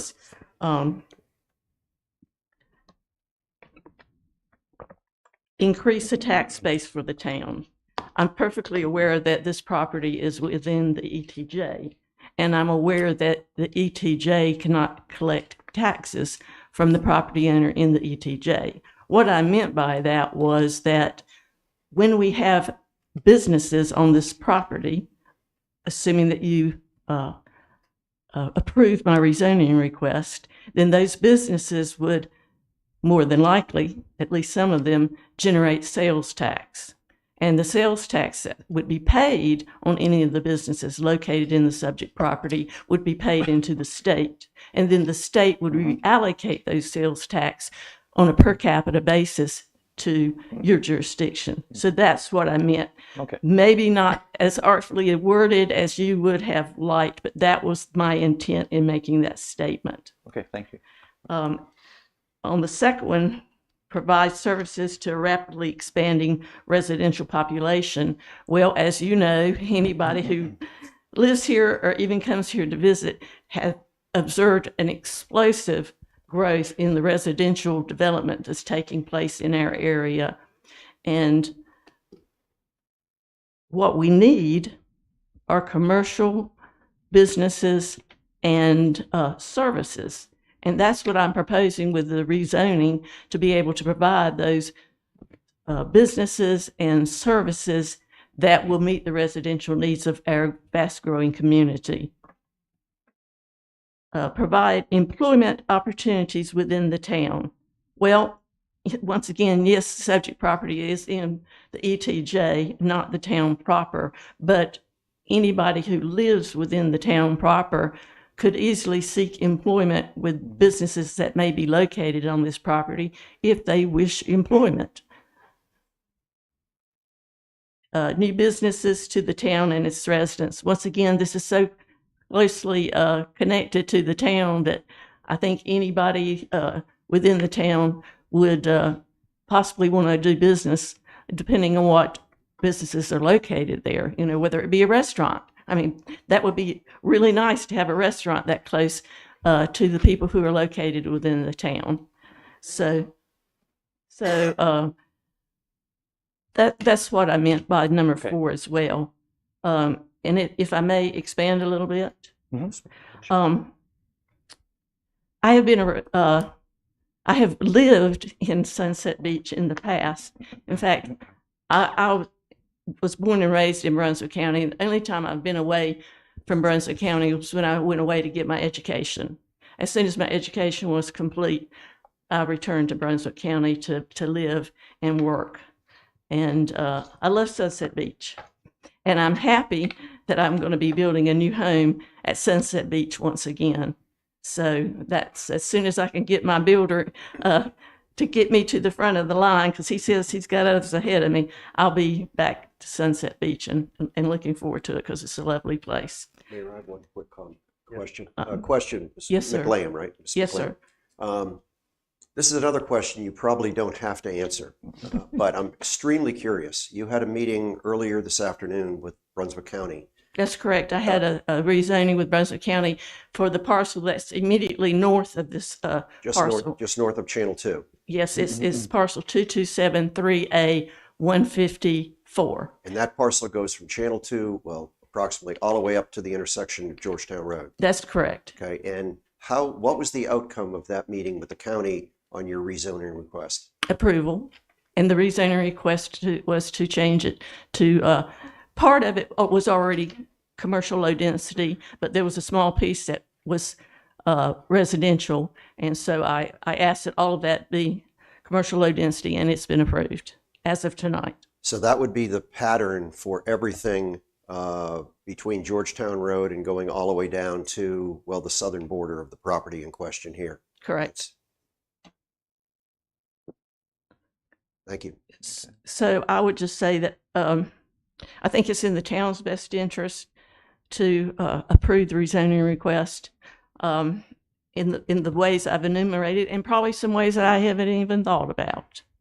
And you were talking about calling the address Sunset Beach. Well, I don't know exactly yet what I'm going to do with the property, but I got a vision of the building because I've seen a building that's a new construction in North Myrtle Beach that's a very attractive building. And I thought, well, if I build that building, you know what I'm going to name it? I'm going to name it Uptown SSB. You like that? That's your choice. Oh. I just think we need commercial.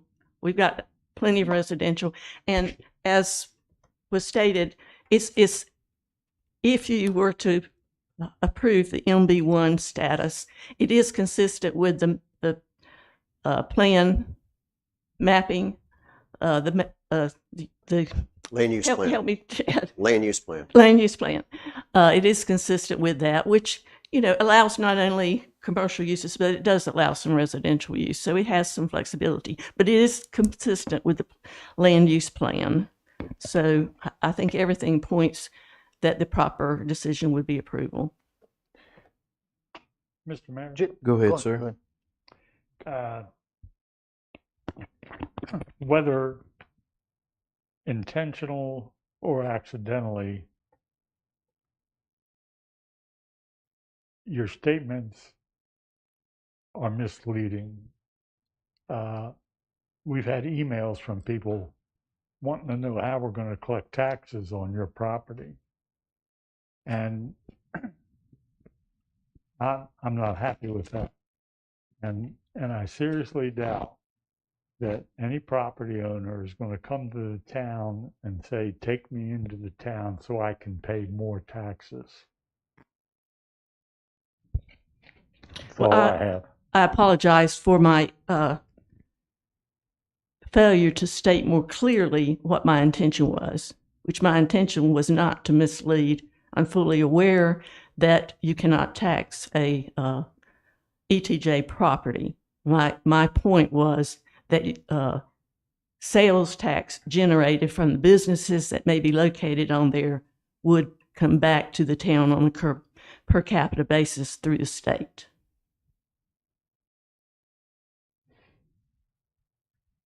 Any member of council have any more questions? Yeah, let me, just one more. You've heard us talk about a buffer. Yes, sir. Primarily in the back of the property. Yes, sir. I'm not going to go east and west, but the back of the property.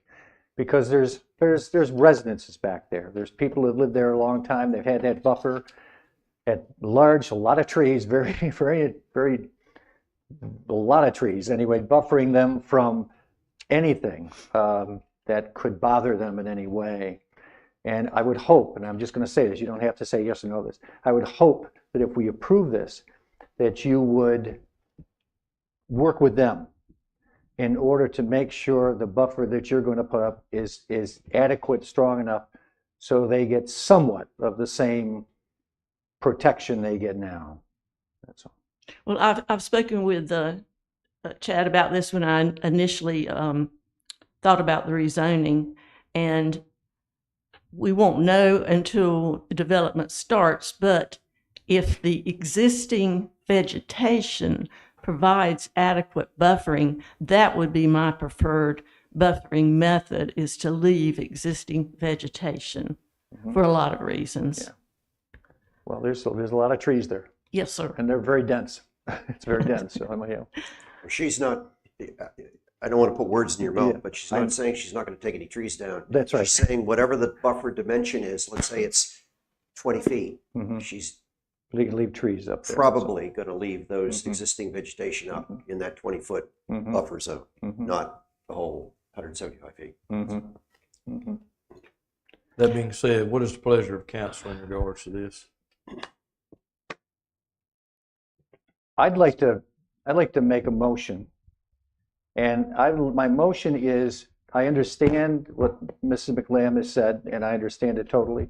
I understand, I think, what her intent is, and we just received this, with our packet this time, and we've tried to look it over very quickly, and that happens many times. What I'd like to do is make a motion. I don't know if council's going along with this, to table this for 1 month so we can get into this a little more deeply and then make the decision at our February meeting. Mr. Bill or the rest of the council? If Mike is uncomfortable with it, I just happen to have the advantage of having served on the planning board as chair when this was brought before us, so I've had it for quite a while. In fact, I have a question for the town administrator, because I was chair of planning board and we reviewed this and approved it and sent it on to town council. Am I free to deliberate and vote on this, or do I need to recuse myself? You are free to deliberate and vote as a Thank you. council member.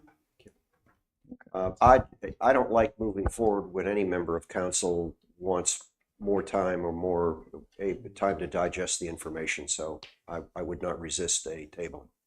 About the other two?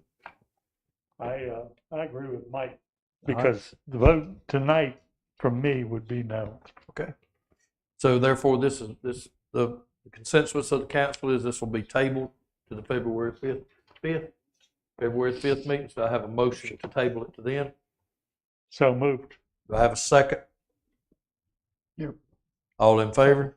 Aye. Okay. Thank you. Thank you. Next up, fee schedule amendments. Ms. Tara Nichols. We don't have a public hearing during the middle of the session, sir. At the end we do, and then the public comments. Go ahead, Ms. Tara.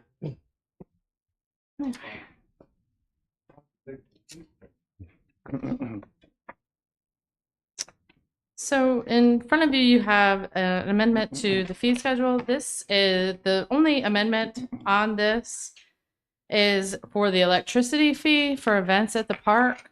We had $5 for light use and $20 for heavy use.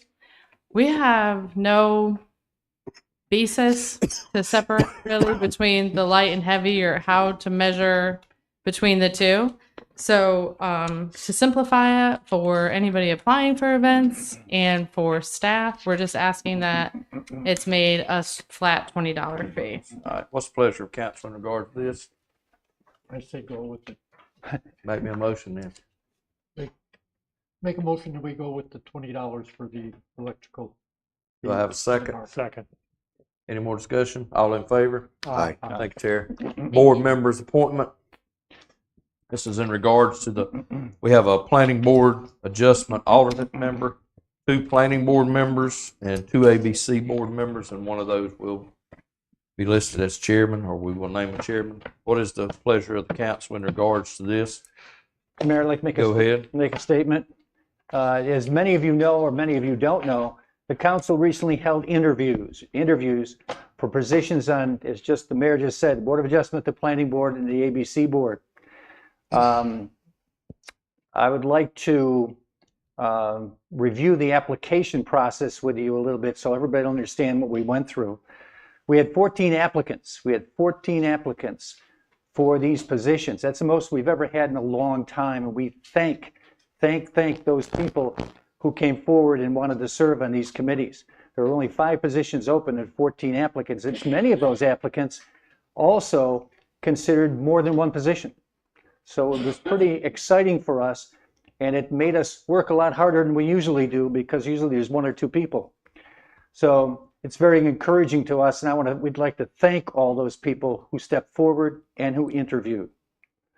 And so after that, the council has to select the candidates. So first of all, in interviews, the council divides itself into 3 pairs.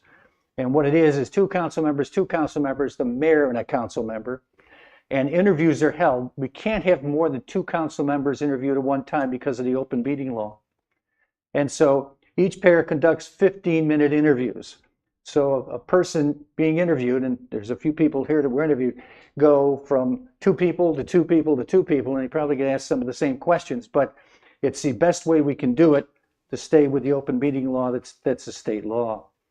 After all the interviews are finished, council members had a series of one-on-one discussions to determine who and to reach consensus on who should be appointed. With this council agreement, I would make a motion, and I will announce the people who are selected. I'll make a motion that the council appoint these people. For the Board of Adjustment, and it's the alternate to the Board of Adjustment, Jay Lucas. For the Planning Board, Ron LeBruno, 2 openings, Ron LeBruno, Stuart Jones. For the ABC Board, Frank Eberhardt, Chip Abernathy, and Chip Abernathy would be the chairman of the committee. I so move. What's next, Mayor? A second? Yeah, what was the last name? ABC board member? Chip Abernathy. Chip No, Abernathy. You said you had another one on there. What was the other one? I wrote that Frank name. Eberhard. Eberhard? Yes. Okay. All right, that is the motion. I guess that's the pleasure of the council. Is there a second on that? Second. All right, do I have any more discussion? All in favor? Aye. Moving on to the 17th Street petition. The 17th Street improvement project was completed on September 19th. Total cost has been confirmed at $659406. This is just regards to the council scheduling a public hearing for this. Do I have a motion for a public hearing, or do I have any questions before we get to motion? I've got a question for, I don't know if it would be for Dustin or Matt. Who would be responsible, who would be the governing department for the paving project on 17th Street?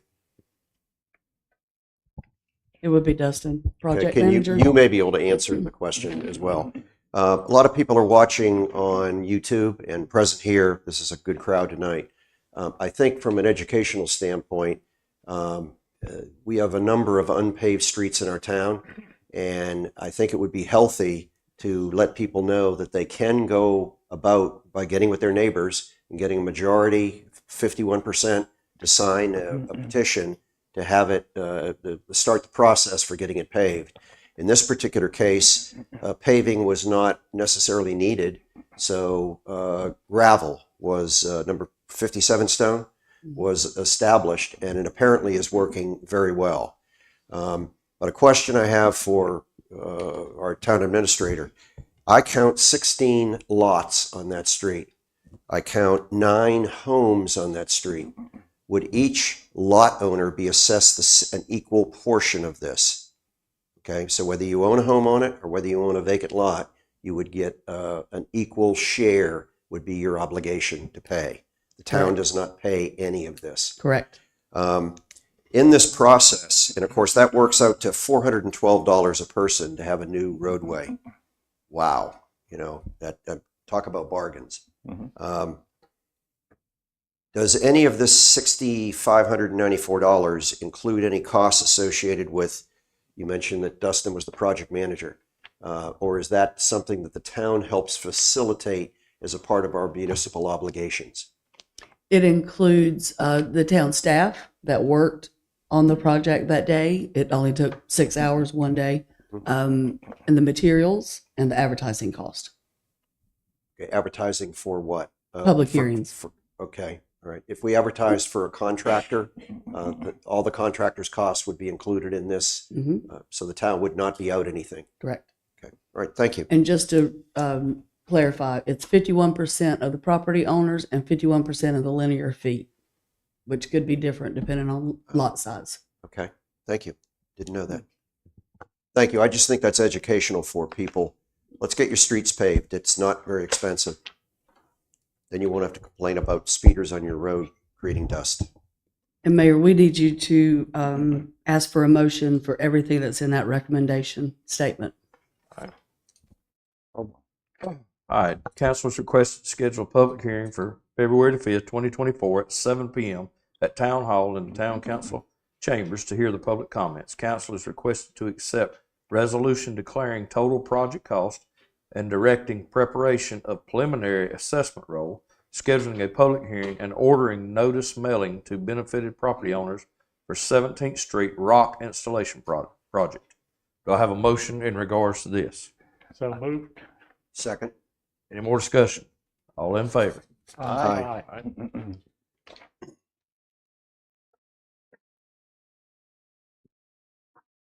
Next up, General Code Ordinance 7107 speed limit amendments. All right. During the November the 14th, council reviewed the speed study results captured from the week of November the 6th. The council requested the study to be repeated for a longer period of time. The study of Sea Trail Drive West was conducted from November the 16th through December the 14th. The East study was conducted from December the 5th through December the 19th. Both studies were determined that 19 miles per hour is the average speed along the sea trail thing. What is the recommendation of the staff in regards to the speed limit at this areas?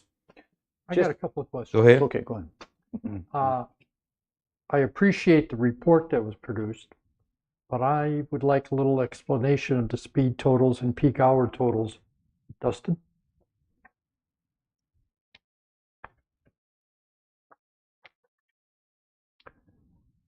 Because I note that, for an example, we'll go through Sea Trail Drive. We'll do west versus east. The west, 50% of the cars do 18.3 miles an hour, according to your report, correct? Yeah, through the software that it prints, through the software, this is what they give out. Mm-hmm. And I know the 98.2 mile per hour may be just that one car. Well, it's two cars passing going in opposite directions, and the ropes don't know that. Yeah, I know. There's an anomaly that went through it. Anyway, the discussion earlier in a public meeting was that we've got 50% of the cars on Sea Trail Drive East doing 19.4 miles per hour, but 85% do 22.7. Okay. The question being is the person who spoke mentioned that at 15 miles an hour, if they're doing 19, what's the percentage of increase? I don't think people who are supposed to do 25 actually do 45. I think if they're doing 25, they're doing 28. But I know it's not automatic. But I'm just trying to figure out, is there any chance if we keep it at 15 or we put a case of 15 miles an hour, and then when you get to past the danger point, it says resume speed at 20? Mr. Mayor, if I may answer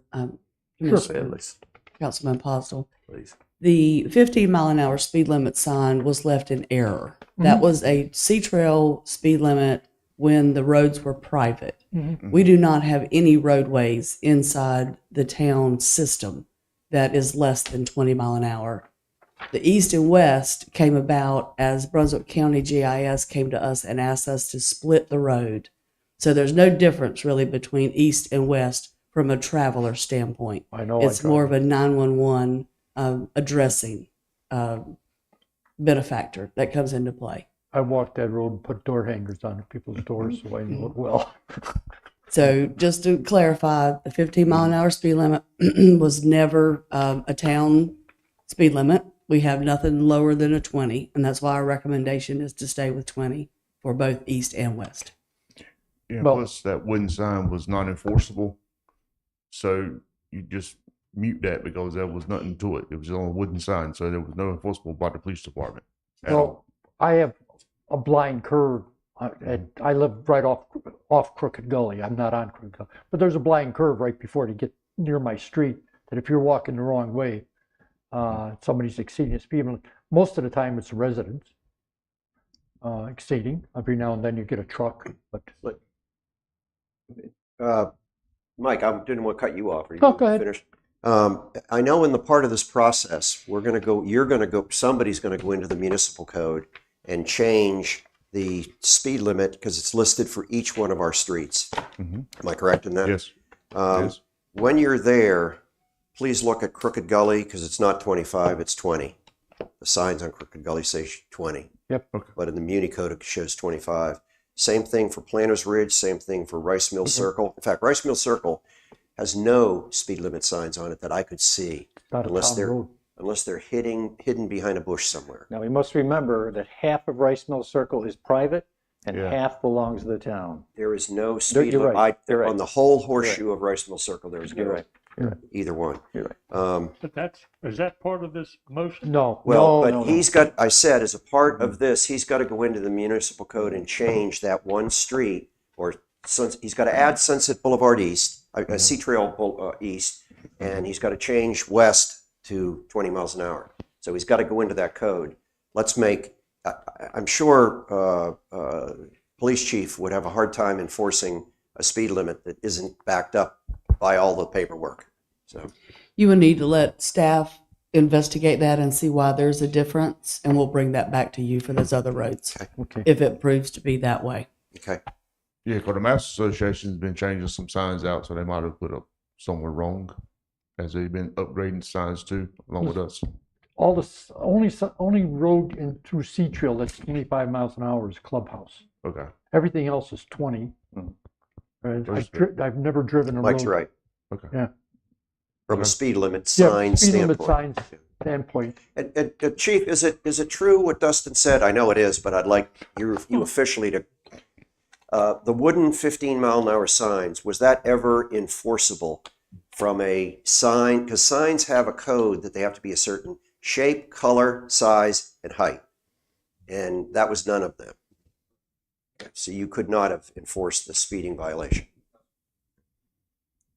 Very true. Just one quick question. It deals with the studies show that it was 19 miles per hour was the average pretty much for both.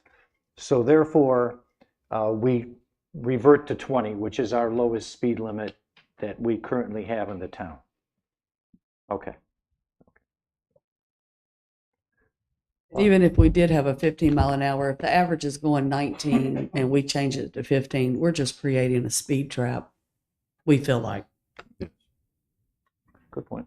So what's the pleasure of council? Well, in people speed, when Mike and I campaigned recently, that was the single biggest comment, most frequent comment, whether I was doing a meet and greet on the island, on the mainland, on Sea Trail, Sandpiper, wherever, Cape Side, and it's an enforcement issue. It is not. It's an enforcement issue, and it's, as the chief has told us in the past, it's your own neighbors doing it. It's not young kids. Mr. Mayor, I have a motion. Go ahead, sir. I move that council approve an ordinance amendment for 71.07 speed limits to establish a 20-mile-per-hour speed limit for Sea Trail Drive East and West. I'll second that. Any more discussion? All in favor? Aye. Moving on to the general code, excuse me, ordinance amendments for chapter 95 beach regulations. Ms. Anglin, you have this one. Thank you, Mayor. These ordinance amendments that you're looking at tonight are the directives that came out of the beach report meeting that we had in December. Couple of corrections have been made to the ordinance that was actually included in the packet. It was brought to our attention that wind-driven shading devices, it should say with no more than 3 instead of 2 points of contact. And on 9531, we need to add the swimming into the title and into the fee schedule. And we're requesting to drop the fee for cabanas to from $250 to $50. What's the pleasure of council in regards to this ordinance? I'm going to support it. However, I have a lot of problems with it. And I'm going to support it because it's something that we need to move forward on, because we in the past have been very late in getting regulations out so that people actually know what the heck is going on as we come into spring. However, I am embarrassed by our municipal code, the way it reads today. And it isn't that the municipal code is bad in itself. It started off fine. But over the years, we have had town council go in and make little edits. We've had the police department, the fire department, we've had town staff. People are choosing, which we're doing here right now. We're going in and sniping out and making some changes, edits into portions of it. Right now, we don't have a definition that's appropriate on an umbrella. What in the hell is a wind-driven shading device? We need a definition for that. What we have in this is going to be very difficult for Chief Clymer's police on the to enforce until we get good definitions. Now, I'm willing to, between now and our next town council meeting, go through our municipal code for the beach regulations and get with Chief Clymer, get with Chief Childress, get with Dustin, get with Matt individually, and show them the parts, and Lisa, I'm sorry, town staff, and Don't leave the boss out. get with them individually so that we can agree on a document that I can then bring before town council to bite at, to take their bites at it, so that we have a municipal code that makes sense. Right now, no shading devices are allowed on a walkway between the two poles going all the way down to the water. Now that is ridiculous, but that is exactly what our municipal code says. It doesn't define the things that need to be defined. What is an infant tent? You know, unless there's a baby in it, they could bring a 12 by 12 cabana, and as long as they've only got a mother nursing a baby inside it, we could not enforce them to have that moved. We need to have a better municipal code that's clear and enforceable. Is that possible to do in a month? Sure.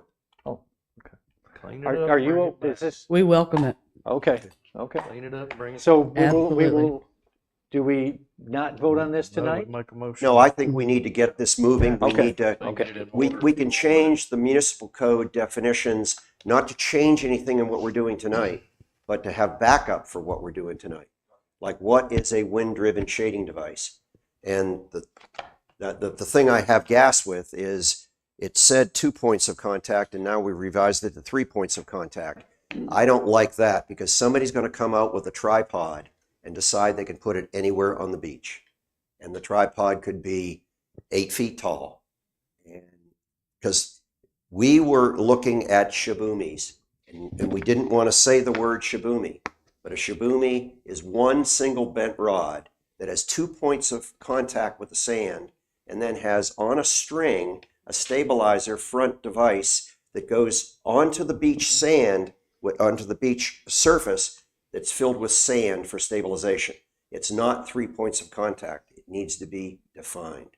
So that's the only part I have a problem with here, is whether it's 2 points, whether it's 3 points. I could live with 2 points if we would add the stabilizer device, because it's really not a point of foundation. It is just a stabilizer that you move as the wind changes direction. What is it in contact with? The sand. All it's doing is resting on the sand. Do we need a motion Need a motion. to table this? Well, we're not gonna, Not tabling, we're we're gonna going approve forward with it. this. If y'all approve it, it's up to y'all. I'll make a motion to approve the ordinance amendments for Chapter 95 beach regulations. Do I have a second? I'll second it. All right. Well, Any more discussion? Go ahead, Charlie, if you need to say something, go ahead. if Pete's going to do a study, we're going to just turn around and change this again, right? Not necessarily. Maybe. What I'm doing is changing definitions and clarifications that support this. But in his study, he may touch upon these again. Well, the only thing I think I need to touch on is the 3 points of contact. But so, The people are gonna be using this stuff on the beach anyway in the next 30 days before our next meeting. So, well, let's put this in place before we get a little too, it'll be made before we get anything out. The descriptions are going to have to be in here. Well, it's like the woman stood up and talked here very eloquently before, and she showed a wind-driven shading device, but it's an umbrella because it only has a single pole, and that's the definition of an umbrella. Pete, you don't have to talk me into it. No, okay? I'm saying it in recognition of what a citizen's comment was and how that drives what we do up here in respect for that. That's all, Charlie. All right, we got a motion and a second on the floor. All in favor? aye. All opposed? No. Am I the only one that voted yes? No, I voted yes. Yeah. Okay, Three yes, 1 no. Okay. All right, moving on now to new business, discussion and approval of the 24-25 budget calendar. Each member of council has had a chance to look over this, as all these dates look favorable. Excuse me, did we do 95.6, which is digging holes on the beach and metal shovels? All that was in there. It was together. all- The same thing, it was all- okay. Yes. Sorry. No, you're good. Everybody had a chance to look at the calendar. I know anything can change, but as of right now, does everything look good in regards to this? As far as I'm concerned, yes. As far as you're concerned, everybody? Yeah. Terry, if you got anything to say, go ahead, but I think everybody's had a chance to look at the Yeah, I just dates. wanted to To what Mary was asking about the budget suggestion form. Okay. In March would be the cutoff. By the end of March, we have an idea of what our budget looks like. So I would say by March March the 12th. 20th, something in there, the middle of March. There's not a hard stop until we pass the budget, but if you really want it to be considered, I would say the middle of Be March. nice to have it by that third meeting that the council Yeah. will be doing. And then the other thing is that, yes, the council does see every budget suggestion Yes. that comes in. We, we actually discuss it in one of the meetings. I think it's April 8th and 9th. We'll discuss any suggestions that have come in. Okay. I do want to go over February 13th. At that meeting, I'll be asking for direction from you all if there's any projects that you want to see, to be prepared. If there's something that you want to see in the budget, that would be the time to give staff direction to look into those things. Also, at that meeting, I will be doing a presentation to go over what the budget looks like, a little overview of local government finance, just so you kind of know where these revenues are coming from, what the revenues mean, how we look at the expenditures. It's a PowerPoint. I kind of went through it last year more quickly, but at a budget session, it's a great thing to have a refresher for council members, returning council members, and also for any public that's interested. So at that February 13th meeting, there'll be a lot of information. Are town councilmen allowed to fill out this form for suggestions? Yes, bring those to the February You'll 13th. You'll sit cannot up request until. a raise. Absolutely. I welcome that. Good. All right. Do I have a motion on the dates? I'll make a motion, we approve the 24-25 budget calendar. How's that? I have a second. Second. Any more discussion? All in favor? Aye. Moving on, next, consideration of community center generator perk. Go ahead, Ms. Tara, go ahead. So, with the acquisition of the community center, we have had a lot of interest and people using the community center. In order to secure it and make sure that we have access for people, we had put in a locking system. That locking system needs to have electricity at all times. So we're asking for a generator to be put in there with another purpose in mind of if we have a weather event, it's another place for staging, for whatever we may need for emergency operations. It's just another place that we have for town staff. As a point, during hurricanes, we have people sleeping on the floor here. Right. And So it's another place where we could have separation for staff to have a place to be with a generator. And this is the type of generator, right, that will, if I'm in a party in there, for example, and the electricity goes off, this will automatically kick in and kick It out. will kick in. So nobody will be left in the dark in our, Nope. okay, community center, that's good, thank you. Since this wasn't in the budget this year, where's the money coming from? So with this one, there's a possibility of a budget amendment coming. We had budgeted in the public buildings budget, I believe it's 200,000 for planning and design of different things. We may not use all of that. If we don't use all of that, then we don't have to do a budget amendment for this. I don't know that yet at this point. So the budget amendment would be coming at a later date if it's necessary from the fund balance. But right now, it doesn't look like we'll probably have to use that. Is that correct, Lisa? we're Yes, it is. writing that down. Yeah. Yes. We're writing that down. Each of you had a chance to look over this. Can't keep going to the well, that's why I asked. Each Oh, of you's- yeah. Yes. Each of you's had a chance to look over this and see the difference in the quote is where the one does not have the gas tap, where the one that they're recommending we go with does. Yeah. So what is the pleasure of council in regards to this? I'd like to make a motion that we accept the Atlantic Coast Electric bid of $11,675.31, primarily because of the propane connection that is augmental supply of fuel. Do I have a second? Second. Any more discussion? All in favor? Aye. Next up, the environmental, thank you, Terry. Environmental Resource Committee fourth quarter report. This is for you, Mr. Farrell. You got 2 minutes. Where's John? He always gives me 15. They put you right at the end of the meeting too. There's a football game going on right now. So Yeah, and Michigan's winning. you mean you've been watching it? No, I just checked the score. It was 14-3 in the second quarter. 17. Happy New Year. You too. Mayor, councilman, town administrator. Same to you, John, and your committee.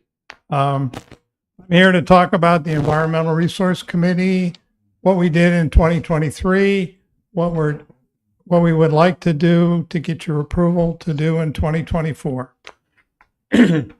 I would like to say on behalf of the committee, as the chairman of the committee, I'm really proud of this group of people. They've worked very hard to accomplish the things that we accomplished. Even they worked hard to do some things that never got done. And we're going to continue that going into the new year. I've given you a itemized report on our 2023 accomplishments. And I'd just like to point out that the climate change information work that we've done includes our continuing monitoring of the Resilient Coastal Communities program. And we will continue that in 2024. We did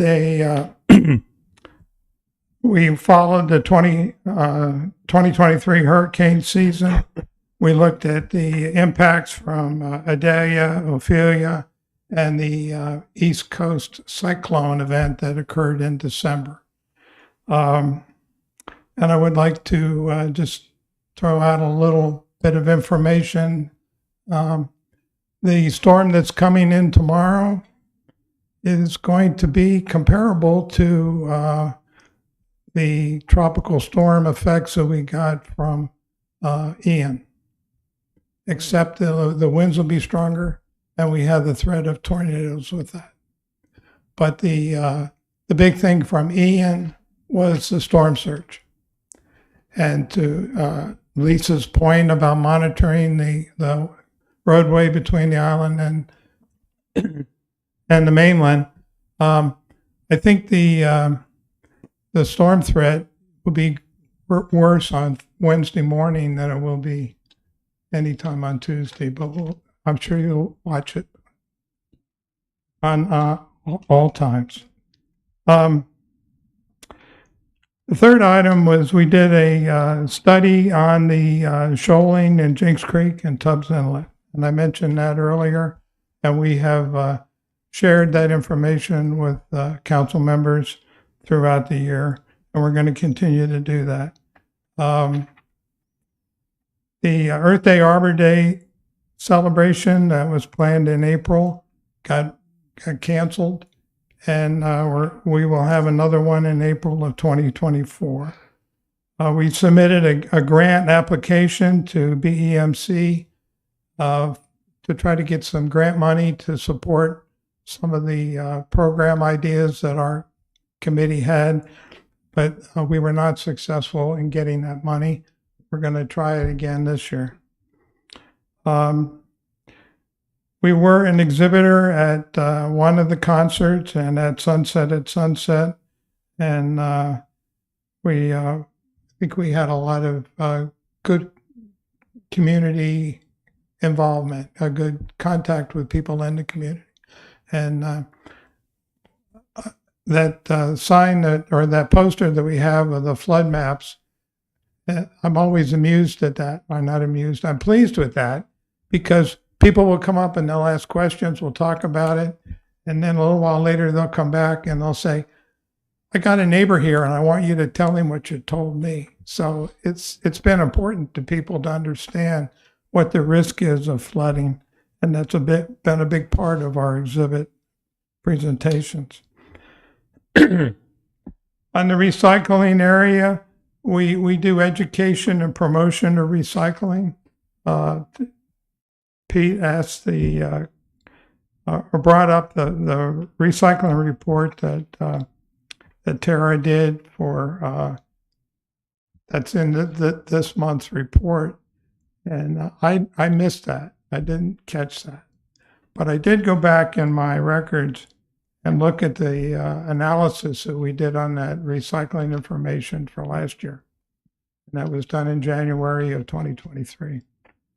And it was interesting because we used the census data to try to analyze the results of the sign up to the town program. And basically what we found was that about 50% of homeowners were participants in the recycling program. But overall in the town, only about 22% of homeowners participated in the program. So it's a year-round residents and the people that are here on a permanent basis that are good recyclers. But it's the people that are part-timers or renters that don't participate in the town program. And I do think that there's a lot of people in town that use the voluntary recycling facilities provided by the county out at up on Seaside Road and out at the Ocean Isle Beach Park. And I know that because when you go up there, they're always crowded and the bins are always full of stuff.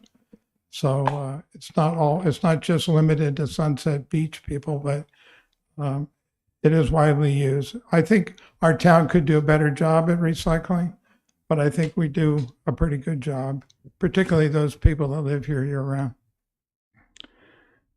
The last item that we got started on last year was the homegrown national parks.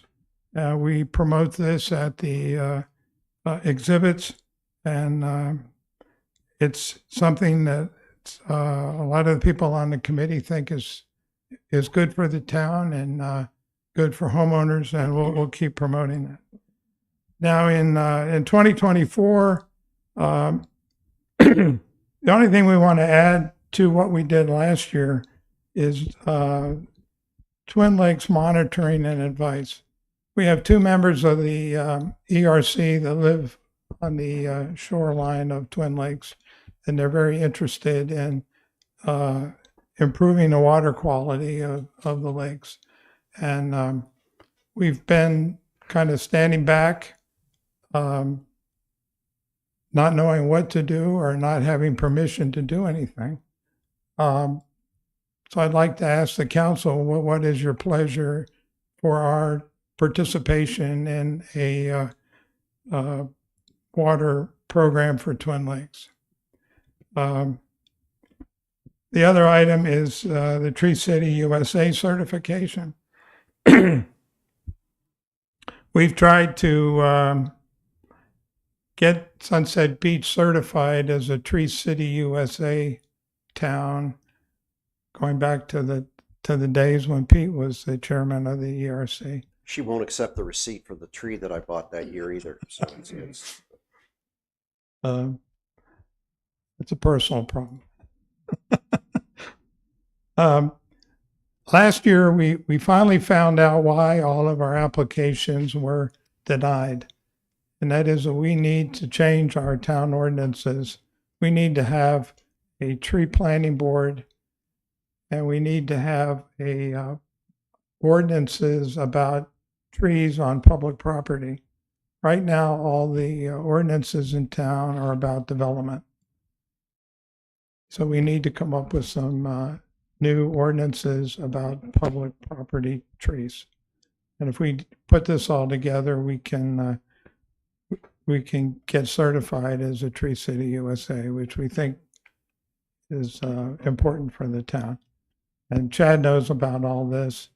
And now that some of these other big projects are done, we can start working on that. But we want to continue with our climate change activity, including the Resilient Coastal Communities program. And I would like to point out or remind people that I wear a couple hats in this town. I wear the ERC hat.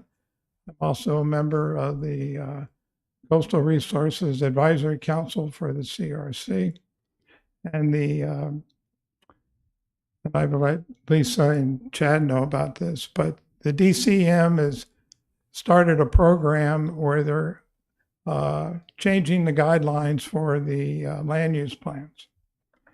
And the big change that they're making in land use planning is to add the RCCP to the land use plan. So when it comes time to for the town to revise our land use plan, and I think the ERC is available and willing, and it has good input that we can be part of that program to revise the land use plan. We'll continue to monitor hurricane experience and provide the information about lessons learned from that. We're going to continue the Jenks Creek Tubbs Inlet study. And I do think that the work we've done over the last 6 months is very valuable to the town and what Palm Cove wants to do. And I hope we get to participate in those engineering discussions. Twin Lakes, I can't ask for approval at this meeting, but I would like you to think about what the town's going to do with Twin Lakes and how the ERC can add value to that program, because we're ready, willing, and able to do that. Birthday Arbor Day is April 19th this year. We have a rain date of April 26th. We moved up the event this year ahead of the normal date that the rest of the world will use, so we'll have better participation in our program, and hopefully we'll have fair weather. We'll continue to exhibit at Sunset at Sunset. We did an exhibit at the concerts last year, and it was really it wasn't very successful. We didn't really have a lot of people interested in the what the ERC had to talk about with the concert going on The around band us. was too good that night. Yeah, So the you gotta band. pick a bad band. They're always good. We're going to submit another grant request to the BEMC. We'll continue with the recycling, education, and promotion, the homegrown national parks. And so if there's any questions about anything that we've done or anything that we want to do, I'm available to talk about it. Great. Very good. Thank you, John. John, thank you very much. Go ahead. I want to congratulate the ERC. I particularly enjoyed some of the early days of the ERC working with John. He's a good leader and he's got a great staff. And I think increasing the number of people in the ERC was certainly beneficial. I have something in front of me here that I want you to take with you, because it has directly to do with things that the ERC has and still is working on, which has to do with environmentally sustainable items for businesses. We've talked in the past about does everybody need to have a plastic bag when they go to Food Lion, when they walk out of Food Lion, I should say. And I know the ERC has worked on reusable bags, as the town has, as Sunset Vision has, and they're starting to catch on. I don't know if the ERC or you had anything directly to do with this, but I'll bet you did. This is a brand new restaurant that just opened up last week in this town. And all of their silverware, if you take it with you, it's environmentally reducible. It's all sustainable. So is the cups, so is the straws. And it would, by you getting more background on what they did, might be something that we can talk to some of the other restaurants and businesses in our towns as to maybe, because now you have a source that you can find out how much they cost, where they get them, the availability. And that is a resource I think would move on something that you've already started working on, which again is sustainable businesses and products. Peter, the restaurant also went away from the styrofoam boxes into the cardboard. Right. And they're not using styrofoam at all. Right, exactly. I couldn't steal that because my short ribs were inside it, they stained it, but I was able to steal that. Well, we had no direct involvement in this. Oh, come I on, wish we take some could say credit. I wish we. Look at all the I'll things you take do credit. and don't get credit for. I'll take credit for indirect involvement, Okay. but we had no direct involvement it's in this. beast- But it's- thank you. We It's will follow. 55 Bistro in our new convention center. Right. That one of our new developers has just opened up this week. Yeah. And that's good. I'm glad to see that they're doing this, and we'll try to get more people to do the same thing. Cool. Well, that's a resource for you, is to Right. find the chain of. Are there any other questions? That's it. Thank you, sir. That's good. Thanks. Was that 14 minutes? We'll get About we'll 15 get and a back half. to you on some of those questions. All right, next up is our disposition of directors for the February 5th, 2024 meeting. Well, of course, we've got I'm doing my paper. Instructions within. Move it, Mike. need this one? No, I had it wrote down. We got our public hearing on the 17th Street, and then we'll revisit the rezoning map. Think anything else on the 5th? Right off, anything?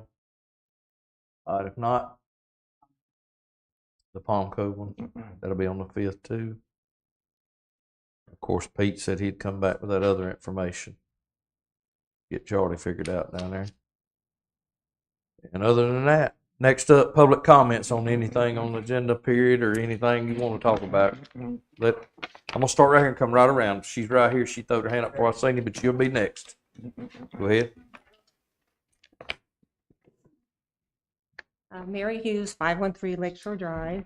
I have a letter that I've written that I would like to read to you Yes, ma'am. all. I do have copies for everybody. Okay. Do you mind to just give it to Kate? Kate, and you'll give it out later? Yeah, that's good.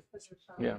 Requests in there, like, forms that Thank you. Okay, so I'm here today as I have continuing concerns about the health of both of the Twin Lakes, east and west. I first raised this concern on October 2nd, 2023 at a town council meeting. I was advised that the lakes were being addressed through a rotational process. As of today, January 8th, 2024, the pondweeds continue to grow and multiply in the Twin Lakes.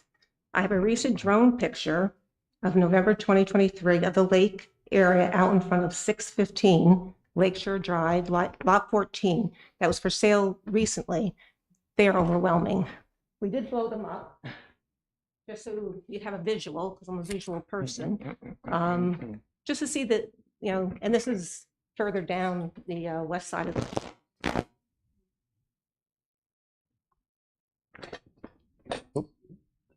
You can go ahead and talk, Miss Mary, Okay. while she's Okay. she's So, asleep. Um, I've seen them, so. I also provided a letter to the council Okay. of an August 29, 2014 letter from Aquatic Cove outlining all the issues with the Twin Lakes at that point in time. Description is similar. The letter indicates hazards associated with the pondweeds in both lakes. Specifically, it's stated in the East Lake, they identified something called ling baya, which can grow rapidly and take over an aquatic system and is capable of producing multiple toxins, neuro, liver, skin, and taste odor compounds. In the West Lake, they identified cyanobacteria, and there's 3 different groups of them, and collectively, they are capable of producing numerous potential toxins, including toxins that are on the EPA's contaminated list for impacting public health. From a Town of Sunset Beach 2016 CAMA land use plan, it identifies 6 significant natural heritage areas that have special environmental significance. A site's significance may be due to the presence of rare species, rare high-quality habitats, or other important ecological features. The Twin Lakes were identified for their wood storks. I also noted from the 21-22 town budget that the public infrastructure budget was increased due to the construction of the parking lot next to Town Hall, and also for purchase of fountains in the town-owned lakes for mosquito control. Not sure where these lakes are, but is that an avenue to consider for each of the Twin Lakes? In the August 2014 letter, it indicated that a diffused air system was installed in the East Lake, which helps manage oxygen depletion symptoms such as unusual odors, excessive algae, and fish kill risks. I don't know if the system's still operational, it's fixable, but they seem to indicate it would help. Okay, so my main questions really are, has the town done any laboratory analysis testing on the Twin Lakes? If so, what were the findings and what is the treatment plan identified? If not, is the town going to investigate these potential health hazards to its residents and the aquatic life and vegetation? Additionally, has the town done any treatment specifically for the East Lake and specifically for the West Lake since October 2nd, 2023? And if so, what was done? What more will be done, as the lakes, as you can see from the pictures, are still presenting significant pondweed growth? I guess also, who is the contractor providing these services for the town for the Twin Lakes? What is their treatment plan and what are they charging? Has this contractor been evaluated for their effectiveness of improving the Twin Lakes? Should the town get competitive bids to address the issues of the Twin Lakes? I did do some research, and on that letter, it lists a number of organizations that might help the town complete its research and maybe funding even, I don't know. So I guess lastly, I would like to recommend that the Twin Lakes treatment plan progress be added to the town's website under public notices, current town projects section, so that concerned and interested citizens can follow the progress. And I can just read. Thank you, Ms. Thank you. All right, next, sir.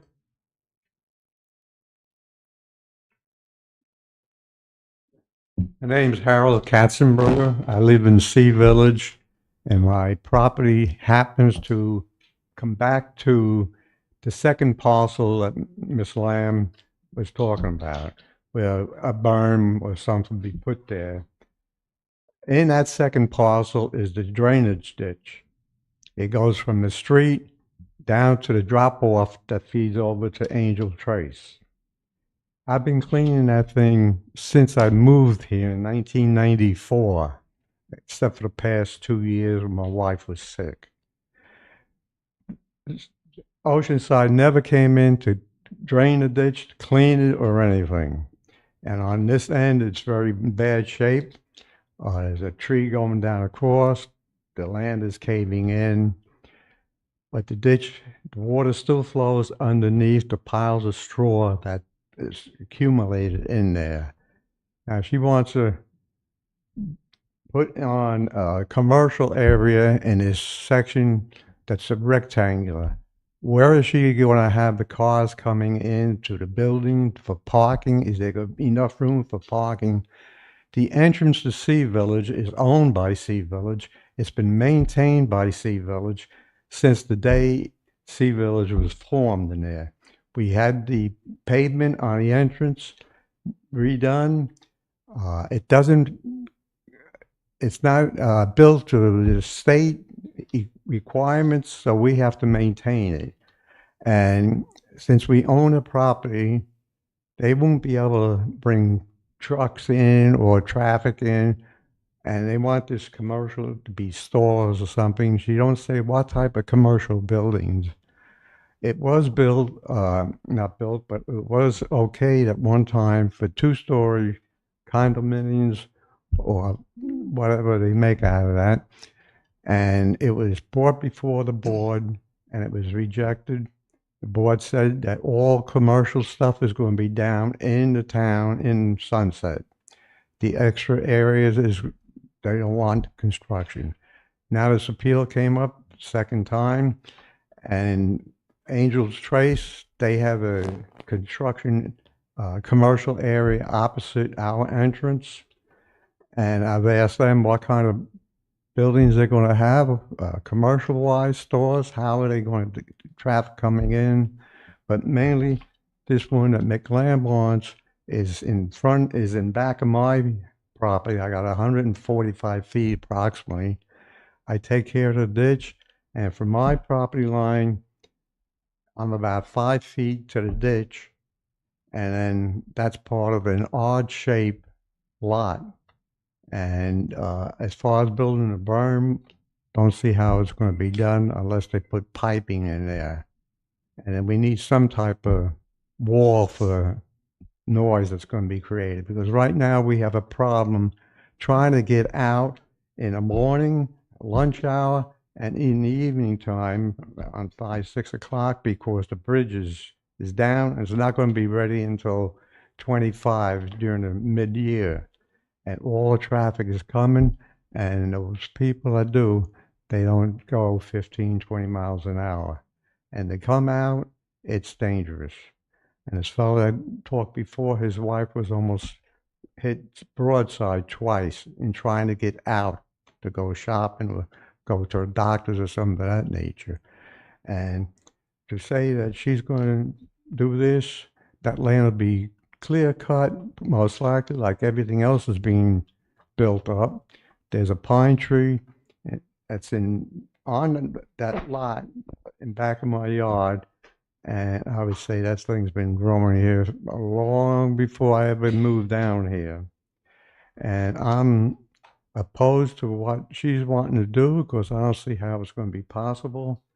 But the amount of land that she has there in that area that's up for to be changed into a commercial.